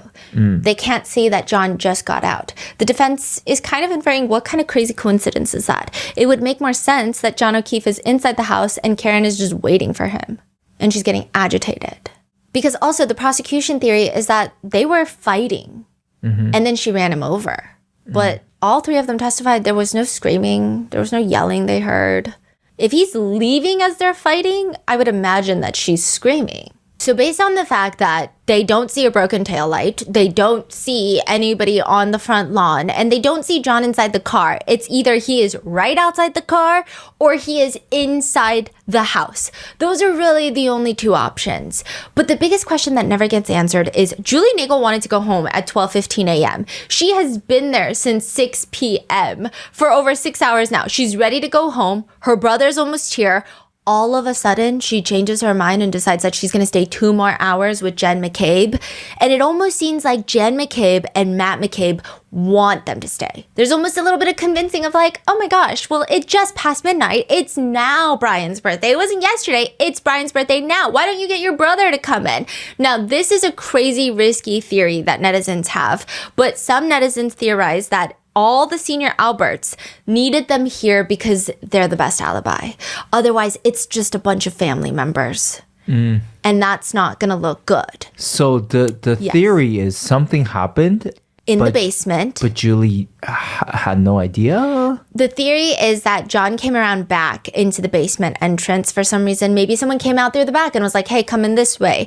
This is again a theory, an allegation.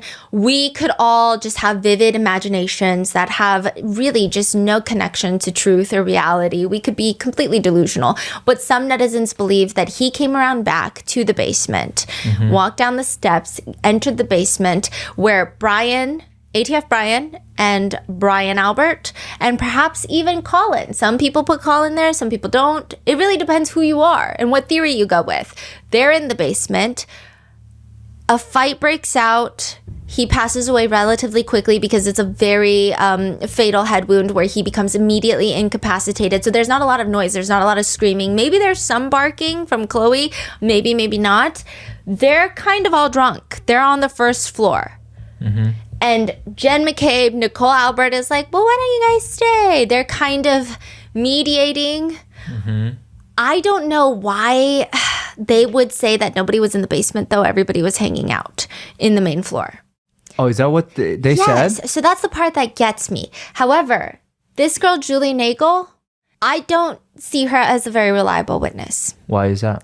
Just the way that she's testifying on the stand, it just, even the fact that she said that Karen's car wasn't there when she went outside. I don't know if she's perhaps was too drunk that night to remember or recall details well. She also calls Jennifer McCabe JJ. Julie Nagel does testify that when she does finally leave Fairview Road, it's Matt McCabe driving, Jen McCabe in the front, and then Julie Nagel, Sarah Levinson in the back.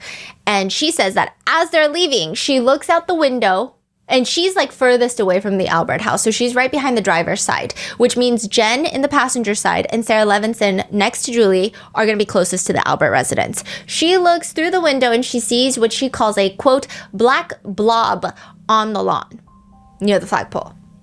And she says, did you guys see that?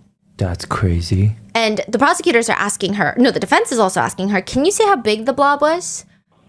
I'd probably say 5 or 6 feet, like long. She says in the car something along the lines of, did you guys see that? I think I see something. She says, I did say out loud, I was like, I think I might have seen something. I'm not kind of sure what it was, but I was also intoxicated drinking, so I didn't really know what I saw. But Sarah was like, what, Julie? And I was like, I don't know what it was. And then that was kind of really it. Matt McCabe denies this conversation ever happened. He says if it happened, he didn't hear it at all. Because that calls into question, well, first of all, why don't they do anything about it? You don't think it's weird that your friend pulls up and is parking near that area and they never come in, they don't text you back, they don't pick up your phone calls afterwards, and then now someone sees a black blob that's huge or sees something? I feel like I would have just stopped. But let's say you don't stop that night. Jen McCabe, the next morning she gets a phone call. You didn't think that she would put 2 and 2 together? Of like, wait a minute, I did see their car outside. Now Karen's saying that John never came home. And then, oh my God, Julie Nagel last night was like, I saw something on the lawn. Mm-hmm. But no, she's like, we gotta go search John's house again. It's weird. What time did all of them leave? They said they left around like 1:30, 1:45. Huh. And Julie Nagel, they drive past this black blob. She goes home. The next day, she says she puts 2 and 2 together when she realizes John O'Keefe was found in the lawn. She's like, oh my gosh. Now what does she do with this information? Nothing. She never talks about this black blob, like, ever again. So a lot of people think that she's making it up for the sole purpose of placing John there. When did she release that information? It's October 2022, and then the trial is when she starts talking about how the blob was 6 feet tall. Like, it's a very large black blob. 6 feet long? Yeah, 6 feet long. Okay. The defense even questions it, that publicly, everyone by that point was like, how can nobody see? How did nobody see leaving the house? And then suddenly Julia's like, wait, you guys, I saw. Yeah, and it's weird that none of them, like Jen McKay or Matt McKay or anybody said that, oh, yeah, I didn't see, but Julie said she saw this. Mm-hmm. So Sarah, she'll testify later that they already had driven past the flagpole by the time she looked. So I guess she's trying to explain, like, her reaction time was too slow. So Julia's like, I see something over there. And then Sarah's like, and they're now looking at the neighbor's lawn. Jennifer McCabe is like, I was turned around, literally body twisted towards the back seat so I could have a little conversation with them. And we were joking about PB&J sandwiches. Oh, you remember PB&J? But you don't remember most everything else. That's crazy. Yeah. And if you thought that was weird, you're in for a treat. Because later on, Jen McCabe texts Julie Nagel for screenshots of text messages between Julie Nagel and Ryan Nagel about what time she texted him to come pick her up and what time he texted her that he was here. Why does Jennifer McCabe need those text messages? Correct. And why does she need screenshots? Correct. Okay, that's what they're asking. The defense is asking Julie. When Jennifer McCabe, or as you called her, JJ, asked you for screenshots of the text messages that you had with your brother Ryan, did Jennifer McCabe tell you that she was investigating this case? No. And you have no memory of providing those screenshots to any investigator other than Jennifer McCabe, correct? I don't remember, no. Why would she need those? Why would Jen McCabe need those? Now, do we know when did Jen McCabe ask for that information? Yes, that's going to be in part 3. Okay. Because there's so much. I have to group Jen McCabe's all of her stuff together because she's got so much weird stuff that she does. And I feel like each one by one, it's so small. But then collectively, it's a mountain. Yeah. And then Sarah Levinson, she has known Birthday Brian for the past 10 years. She's also in that car. She states that she never saw anybody go near the basement. She never saw anybody on the front lawn. She was so focused on getting to the car without slipping that she didn't even look at the lawn. She was looking at her feet. Nobody saw anything on the lawn. That's it. And then by the time that Julie says, "Did you guys see that?" It was past the neighbor's house. Now, a few interesting things come out of Sarah's testimony. She says that at one point, Matt McCabe forgot his coat inside, so he has to leave the car, go back into the house to get his coat. Matt McCabe is like, that never happened. So it's weird. I don't know if that's a huge discrepancy. Oh, and side note, she is asked another detail. And she says at the time, they were the last ones to leave. You believed that Brian Higgins and Caitlin Albert had left before you, correct? I believe so. So remember Caitlin Albert, why did her timeline change? We don't know.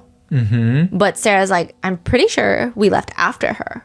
But Caitlin says she left the latest. None of this is making crazy. sense. It's just like everyone's just saying random story. It almost invalidates everyone's story. Yeah. Is it frustrating to hear these like story? And you were telling me like even their first and second trial, their stories so many different. Yeah, like Ryan Nagel has some slight changes in his story. I like to think that he's more of an innocent witness of maybe it's time, maybe it's memory, maybe it's just bias that creeps in during that time period. Sarah, on the other hand, I have some questions about her discrepancies. I'm going to go more deep into this in part 3 because we're going to do a whole deep dive on Chloe as well. But in trial 1, Sarah's like, yeah, of course I met Chloe. I've been BFFs with Brian Albert Jr. for the past 10 years. Of course I've met Chloe. And then the second trial, the defense is like, you've never met Chloe, right? And she's like, no. What? Have you met Chloe? Have you not met Chloe? It's not that hard of a question. Yeah. I mean, you would vividly remember if you met one of your best friend's dogs in the decade that you've known them. I mean, I don't know if that's an innocent mistake. I was trying to wrap my head around how it could be innocent because I try to give the benefit of the doubt, but it was just very weird. Yeah. It was weird. Now, all of them say that Colin Albert left at 12:10 a.m. Brian Albert Jr. says, well, my cousin Colin arrived at the house at some point. I don't recall how he knew I was at my house, but at some point he did call me and said, oh, are you still at your house? I said, yes. He said, do you mind if I come? And I said, no, of course, you're welcome to come by. So he stops by at around 10:45 to 11 p.m. But when the Albert parents get home, Colin gets up and says that he's getting picked up. He states by the time Jen and Matt McCabe walk in, he's already gone. He doesn't even see them. Julie Nagel is also saying that Colin left around sometime around 11:30, 11:45 before midnight, which is not matching what they're saying, but that could be a drunk discrepancy. I don't know. However, in her testimony, she states Colin left and was not there when any of the adults get back. So it's just weird. During the first trial, Colin Albert does testify, and he does state he was 17, turning 18 at the time of John's death. He was a senior in high school. He was 4 months away from graduation, and he's 20 now that he's testifying. He says that Friday night, he went to a guy named Mike's house, his buddy named Mike. Who was there? I do not remember who was there. What did you do at Mike's house? I do not remember. How did you get to Mike's house? No, I do not remember. How much did you drink at Mike's house? I do not remember. Side note, this is the prosecution questioning him. He's supposed to be in friendly territory right now. I mean, he very well is. And these are his responses. But after this mysterious Mike's house, Colin testifies. It was my cousin Brian's birthday, so I went over to celebrate for a little bit with him. Do you know how old your cousin Brian Albert Jr. was turning on that night? I do not know. Here's something he does know, though, which is he got a ride to 34 Fairview from Allie McCabe. So he's saying Allie McCabe, Jen McCabe's daughter, Brian Albert's cousin from his mom's side, no familial blood relation to Colin Albert, but like cousins, right? Yeah. Allie McCabe drives to mysterious Mike's house, picks up Colin Albert, and then they drive to the Albert residence. This is where it gets weird. So first of all, he's asked about his connection with Allie McCabe, and he just says, it's my cousin's cousin. So technically not my cousin, but we're close, and we do family events and stuff like that together. They've known each other since they were born. Colin testifies Allie McCabe gives him a ride. He ends up at the Albert residence at around 10:30, 11 p.m., which is not the most time efficient thing because Colin claims he has a midnight curfew. Okay. So he's got to go home. And again, he's not driving. He doesn't have a car. So he's got no plan, just vibes, and his curfew is coming up in like an hour. He's in the kitchen. He says he's chugging Bud Light. Okay, chugging is an exaggeration on my part. He's drinking Bud Light. He's having many alcoholic beverages, but he says that he wasn't intoxicated. Nobody at the party was. Colin says he's about there for maybe an hour and decides to go back home at 10 a.m. Colin says Allie McCabe was going to drive him home. He waits for her to send him a text that says, I'm here. This is what's weird to me. Allie has no intention of coming inside the Albert residence. That doesn't make sense because it's not like Allie and Colin's relationship. If anything, Allie is also Brian Albert Jr.'s direct cousin. Yeah. So she's not even going to pop in for 2 seconds to say happy birthday? Yeah. Weird. So then Colin says he gets that text message right as Brian and Nicole Albert are walking in the house. He's walking out to see Allie McCabe. And we are to assume that Allie McCabe picks Colin Albert up and misses her own mom by like 2 seconds. So he rushes into the car. That's all he remembers. He doesn't remember which side of the driveway Allie parked the car, whether there was someone else in the car or not, whether there was anybody else in the car after she dropped him off, what side of the car he got into. He doesn't remember anything at all. I do not remember. That I do not remember. I do not remember that.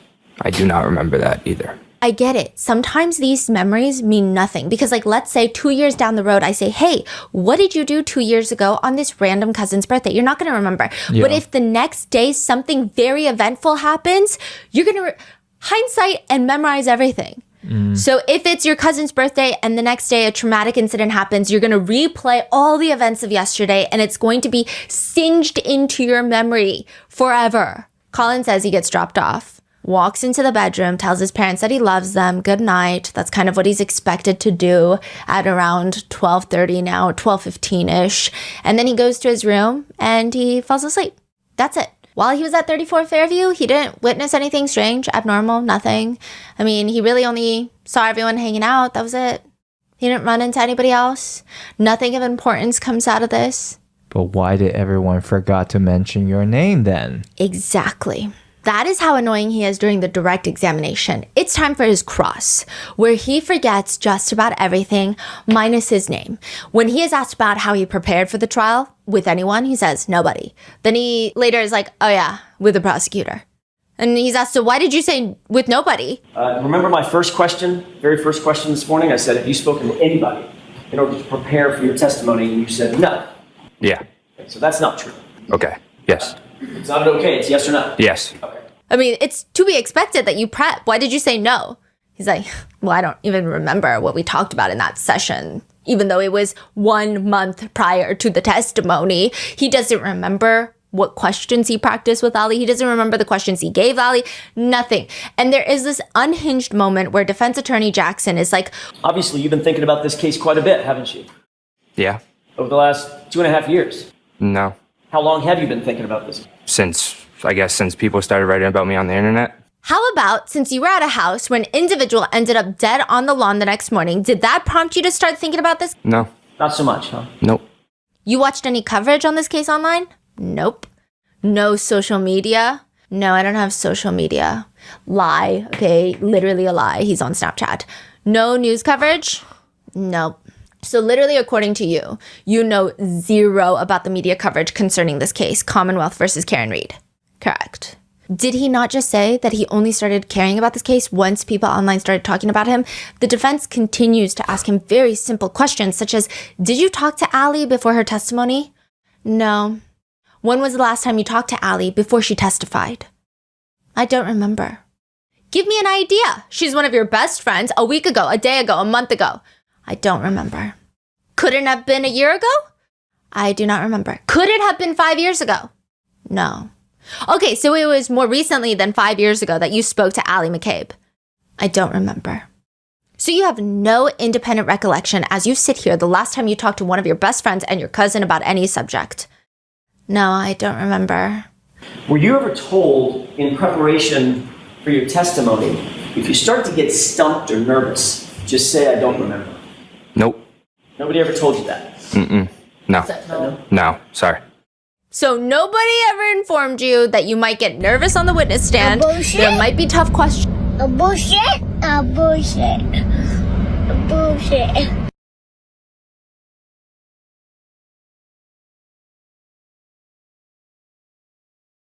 This dude looks like I'm just gonna say a beehole.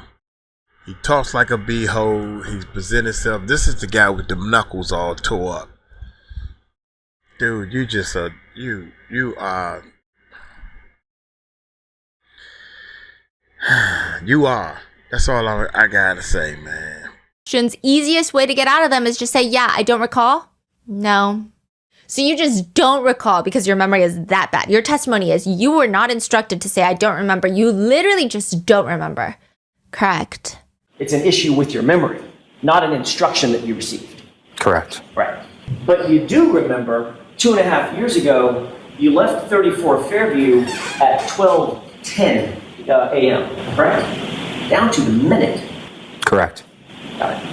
I need someone to check this one for a brain tumor for early onset dementia because the amount of I don't remembers that he utters in his testimony, it got so bad that the defense straight up asks him, do you remember anything about this case? No. And there is something he remembers, like how he slipped on the driveway and landed straight on his knuckles. I was at a party, my house party my senior year, and I remember it being icy out, and it was kind of like a steep hill of a driveway, and I was walking up the driveway, and I slipped down the driveway, and I tried to catch myself, but I had something in my left hand, so I tried to brace myself with my right hand, and I ended up sliding a little bit down the driveway. Oh, that's right. Does remember that. That's right. He remembers that very well. Allie McCabe also testifies the same day, and she testifies the night before that she ever drops Colin off at 34 Fairview and picks him up. She's hanging out with friends from school, and then she just starts driving around. At one point, she sees a dog on the side of the road, and they knew that a snowstorm was coming, so they pick up the dog, brought it to the police station, and then drove the dog back to the owner's house once they found out who the owner of the dog was. Now, this is a huge point of contention. Allie describes the small dog as being a small white dog. Not sure what type. This is contentious in the fact that people online have been saying, how can you spot a tiny dog in a blizzard, but you don't spot a full-grown adult on your front lawn? To be fair, I will argue that there was no snow accumulating on the ground. However, it likely was pretty dark. And if you can spot a small dog, feel like you could probably spot a person. It's weird. She states that she gets a text message from Colin to pick her up and drive him to 34 Fairview. Within an hour, she gets another text message from Colin asking her to pick him up from 34 Fairview and drop him off at his house. She's a free Uber driver at this point, but she goes to pick him up. She states he gets inside the car, and right after dropping him off at his house, back to his house, this is 12:10, now it's probably like 12:15, she goes straight home. The defense attorney is asking, do you know about what time it was that you got home? Not exactly. I would estimate a little bit before 12:30, around that time. She says that her parents were not home by the time that she gets back. And so after your return home, when you went to bed or you went to sleep, were your parents home at that point? No. About how much time was it between the time when you got home, around 12:30 or so, and when you went to sleep? Not long. I don't know. Allie also doesn't recall what time she woke up, but both of her parents were home at that point, which Colin says that he was dropped off at around 12:10 a.m. Allie is saying she got home at around 12:30. They live relatively close together, but it's snowing. She's driving a little slower. The times are supposed to check out, but they don't. Because Allie McCabe has a Life 360 app, and the app on her phone shows that she does not get home immediately. In fact, she does not get home until 1:32 a.m. What's a Life 360? It's when parents, and you can track your whole family on Life 360. that is an entire hour discrepancy. Yeah. Which is fine, I guess, except she's saying that she drove Colin home and then immediately went home. So what time did Colin get home? Yeah. Does it not track her location? It does, and there are some concerns about like there's like a circle, a border. This is like the school zone. This is the home zone. So it doesn't track what street you're on at what time. It's just like at this time you enter this radius that is known as the home zone.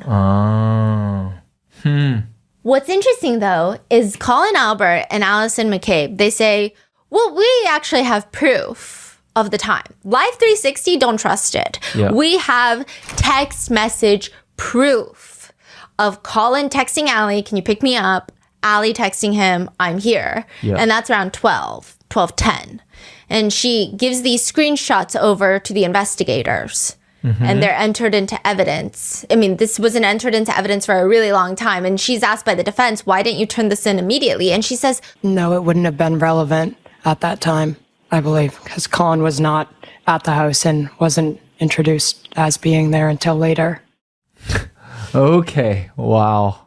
Then she says, it's also not relevant because Colin wasn't there when John was there. Does that mean when John was in the car at 12:30 a.m.? Or is that when John was in the house? Right. A lot of netizens have pointed out that right after this line of questioning where she has these two little slip-ups where people thought, ooh, that's not good, she immediately starts, she is asked about how she's been harassed. There's a whole side story of witness tampering and harassment of witnesses, mainly the McAlberts, of people believing that they're guilty and harassing them in person, calling them cop killers. And she does start crying about it, and she talks about how people have been calling her school.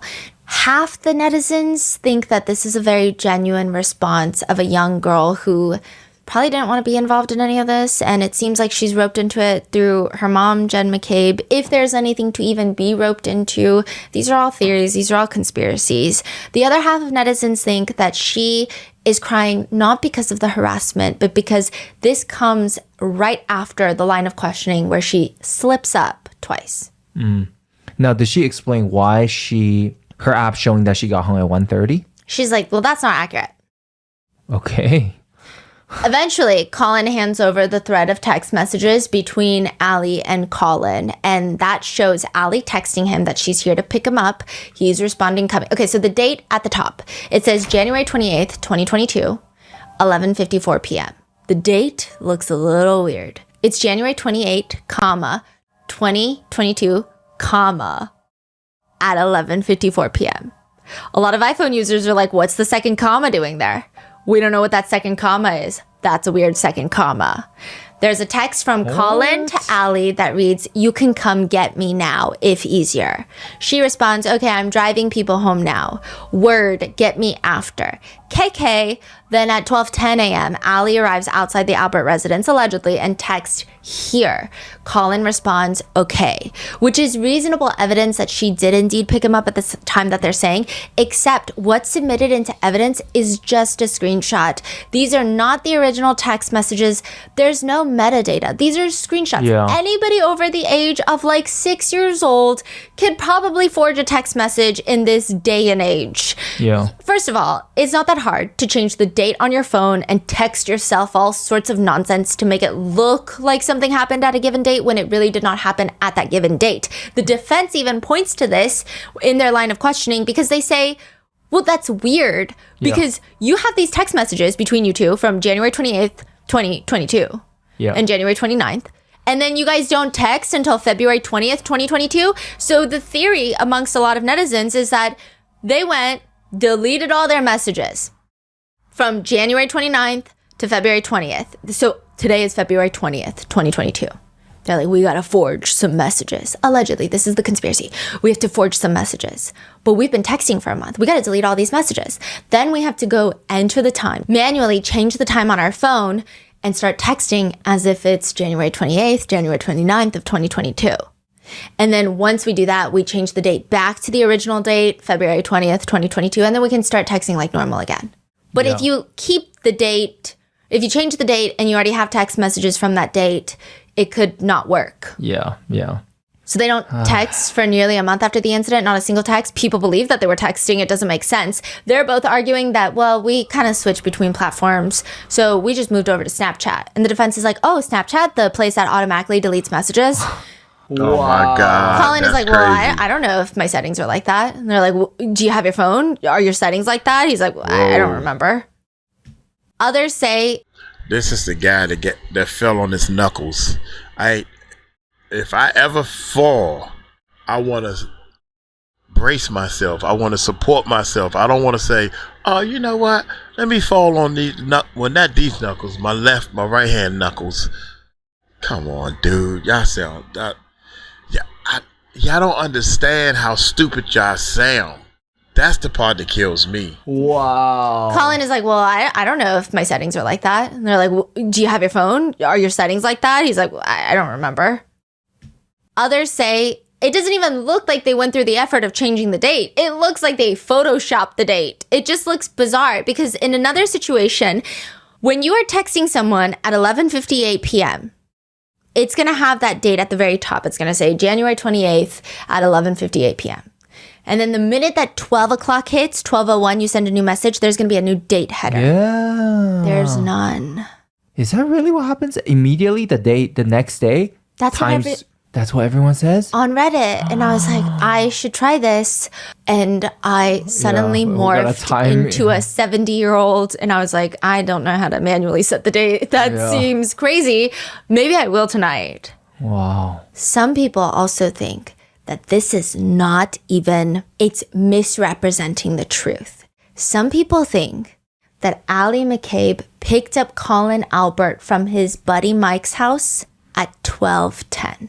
And then together they went to the Albert residence. That would make sense because his birthday is past 12. Mm-hmm. Both of them are cousins. Mm-hmm. And previously, the text message before January 28th at 11:50 something p.m., the one right above it said something along the lines of Colin texting Ali McCabe, Mikey is making me do shotguns now. Ha ha ha ha ha. And that was early in the morning. And it seemed like it was just a completely different day. But that could have been the original date. And they just didn't delete that much. So people think that they went over to the Albert residence at 12:10. And then went home at 1:30. Yes. Also, like, if the app Live 360 or whatever, isn't that a very important app for location, for tracking? I would say that the witnesses in this case do not believe in the concept of technology oftentimes. It seems like technology is a very erroneous method of data. Any of them confronted with anything digitally that they've done? Yeah. I don't know. It's a butt dial. I don't know. Well, I didn't pick it up, so AT&T must have it wrong. That's the energy. Yeah, I wonder what Live 360's main mission is as an app. And if they fail at the fundamental, like the most basic feature of yours, how do you explain that? If you guys have Live 360, how accurate are the backtracking of locations? I'm so curious about that. But also another interesting thing is there is an invisible car. There's so many threads of mysteries. There's the thread of mystery of what time did Colin get there? What time did he leave? There's also a question that netizens have of, was Allison McCabe there for a long time? Did she go inside? And everyone is just omitting her name like they omitted Colin's. But now the story is, okay, well, she picked him up, so she definitely couldn't have been inside the house for a long time. Are they all doing this to protect children in the family? That's been a big question. But there is this invisible Jeep theory. Birthday Brian is asked, was there anything in between Ryan Nagel's friend's truck and Karen's dark SUV that you saw outside? He says, not to my knowledge, I didn't see anything, no. Only the older people seem to be able to see a Jeep with a giant snowplow attached to the front, parked right in front of the mailbox. Ryan Nagel and his friends state that they parked perpendicular to the driveway, right behind the mailbox. And they can see Karen's SUV in front of them. They don't see a Jeep with a giant snowplow attached to it, parked right in front of the mailbox. Only the adults see it. Brian Albert, Brian Higgins, Nicole Albert, Jen McCabe, and Matt McCabe. Brian Higgins' Jeep was in the driveway. There was a Jeep in front of the mailbox. And I took a left into the driveway and there was a Jeep there. I believe it was a Jeep. All the young people do not see a Jeep. Whose Jeep would that be? That's so random. Brian Higgins' Jeep. Oh. Nobody sees the Jeep. What? Julie Nagel walks outside to talk to her brother in the pickup truck that's supposedly, according to these older McAlberts, right behind the Jeep. She doesn't see a Jeep, but she also doesn't see Karen's car, so I don't know. Are they misremembering collectively about a Jeep? Or is it an intentional lie about the Jeep? And if it is, why are they lying about the Jeep? This Jeep also has a giant snow plow in front of it. It's like an attachment, and it just makes it longer, and it looks like a giant shovel, and you can lift it up. It's got lights on it. Some people think that John O'Keefe was actually hit by the snow plow on the Jeep and not Karen's car. I don't know how the physics of that would work, but there are lots of questions of, is Brian Higgins the killer? That's what a lot of people think. However, the only thing that doesn't make sense with that theory, if you just don't even count in like forensic evidence, is the fact that the McAlberts are way too involved. And if it was ATF Brian, someone that is not part of the family, they would throw him under the bus so quickly. People are commenting, I don't think the McAlberts would be going through all these hoops just for Brian Higgins. Colin was involved some way. Some people think Allison McCabe was there for a lot longer. She was inside the house is what some people are assuming. I don't know. I think Colin is very suspicious. I feel very sympathetic towards Allison McCabe in the sense of, if she is not telling the truth, it seems like a lot of people believe she's stuck in a position where, if you believe in the conspiracy, she's forced to say these things. A lot of people say there is no way that the McAlberts are going through all of this for Brian Higgins, which means Colin must have been involved in some way, shape, or form. One netizen says, I think the insistence that it wasn't Colin has been the main factor in convincing everyone that it was Colin. So why would it be Colin? Does it have anything to do with the fact that there are allegations, there are conspiracy theories that this part of the Albert family, Chris, Julie, and Colin, own D&E pizza shop that might be a drug front? Again, a conspiracy. But it is interesting when you think about the fact that at the Waterfall bar, Karen kept asking to go to D&E instead of 34 Fairview. Really? Why? She said she wanted to go after hours to make a pizza because sometimes they do that. They kept saying no. What's also interesting is that Chris Albert, who was at the Waterfall, was the one that invited John O'Keefe out that night. Yeah, which is strange, correct? Yes, and you know what's also strange? John O'Keefe, before he went on these like night outings, he went with his nephew to D&E Pizza that day for lunch. That day? That day. That he died? Yes. Huh. And he told his superiors and he told members of Canton Police Department that he did notice drug activity in the neighborhood. Who was also his neighbor? Huh. And that is the conspiracy that we will be covering in part 3, along with the accident reconstructionist. I try to be very wary of conspiracies. I think that they typically do more harm than good. I think in this case, in this situation, a lot of these conspiracies I can't even judge. I think had this been any other case, a lot of the far-fetched conspiracies, we could probably try to disprove it, probably even try to say, guys, we should maybe go outside and get some fresh air. Yeah, but the law enforcement on this case is like, I don't know. I think every single witness is not doing themselves a favor. I think conspiracies are born when people act and behave so suspiciously. I think this is also a really strong representation of how a lot of people feel about law enforcement officers at this point in time. I mean, there's just no trust between law enforcement officers and the communities these days. And I think this is a direct reflection of that as well. On top of these guys are just weird. What are your thoughts? Whoa, my brain is fried.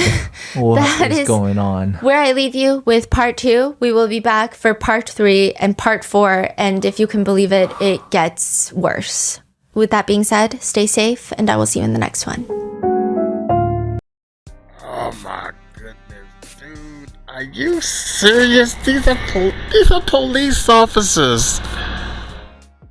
It's almost like when you know you're trying to cover up something, you play so stupid that it's like, dude, don't you know what I'm doing? I'm playing stupid.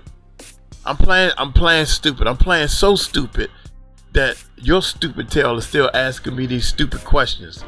Duh, I'm playing stupid. Hello. Man, it should be it should be truth seekers in this world. When I call them truth seekers, I don't know what else to say. If it's almost like you got the lie detector test. I think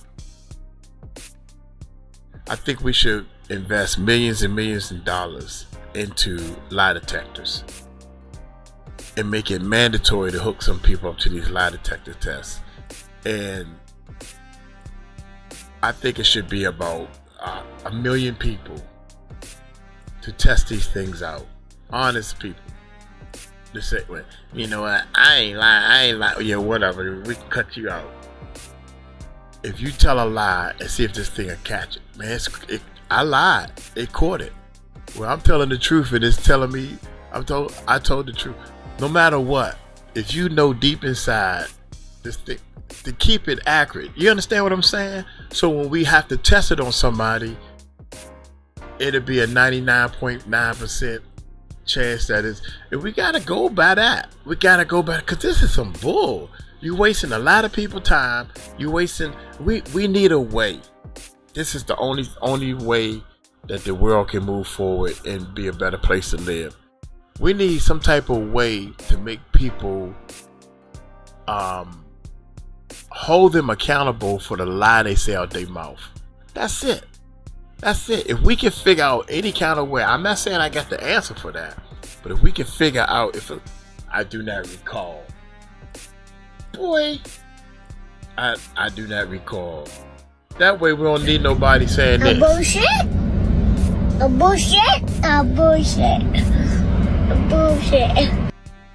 He got the answer. He got the right answer. This bull. You know it's bull. I know it's bull. And you know that I know it's bull. You know that I know what you're saying is some bull. I don't recall. Now all of a sudden everybody talking about this Jeep. Yeah, we all gotta stick together.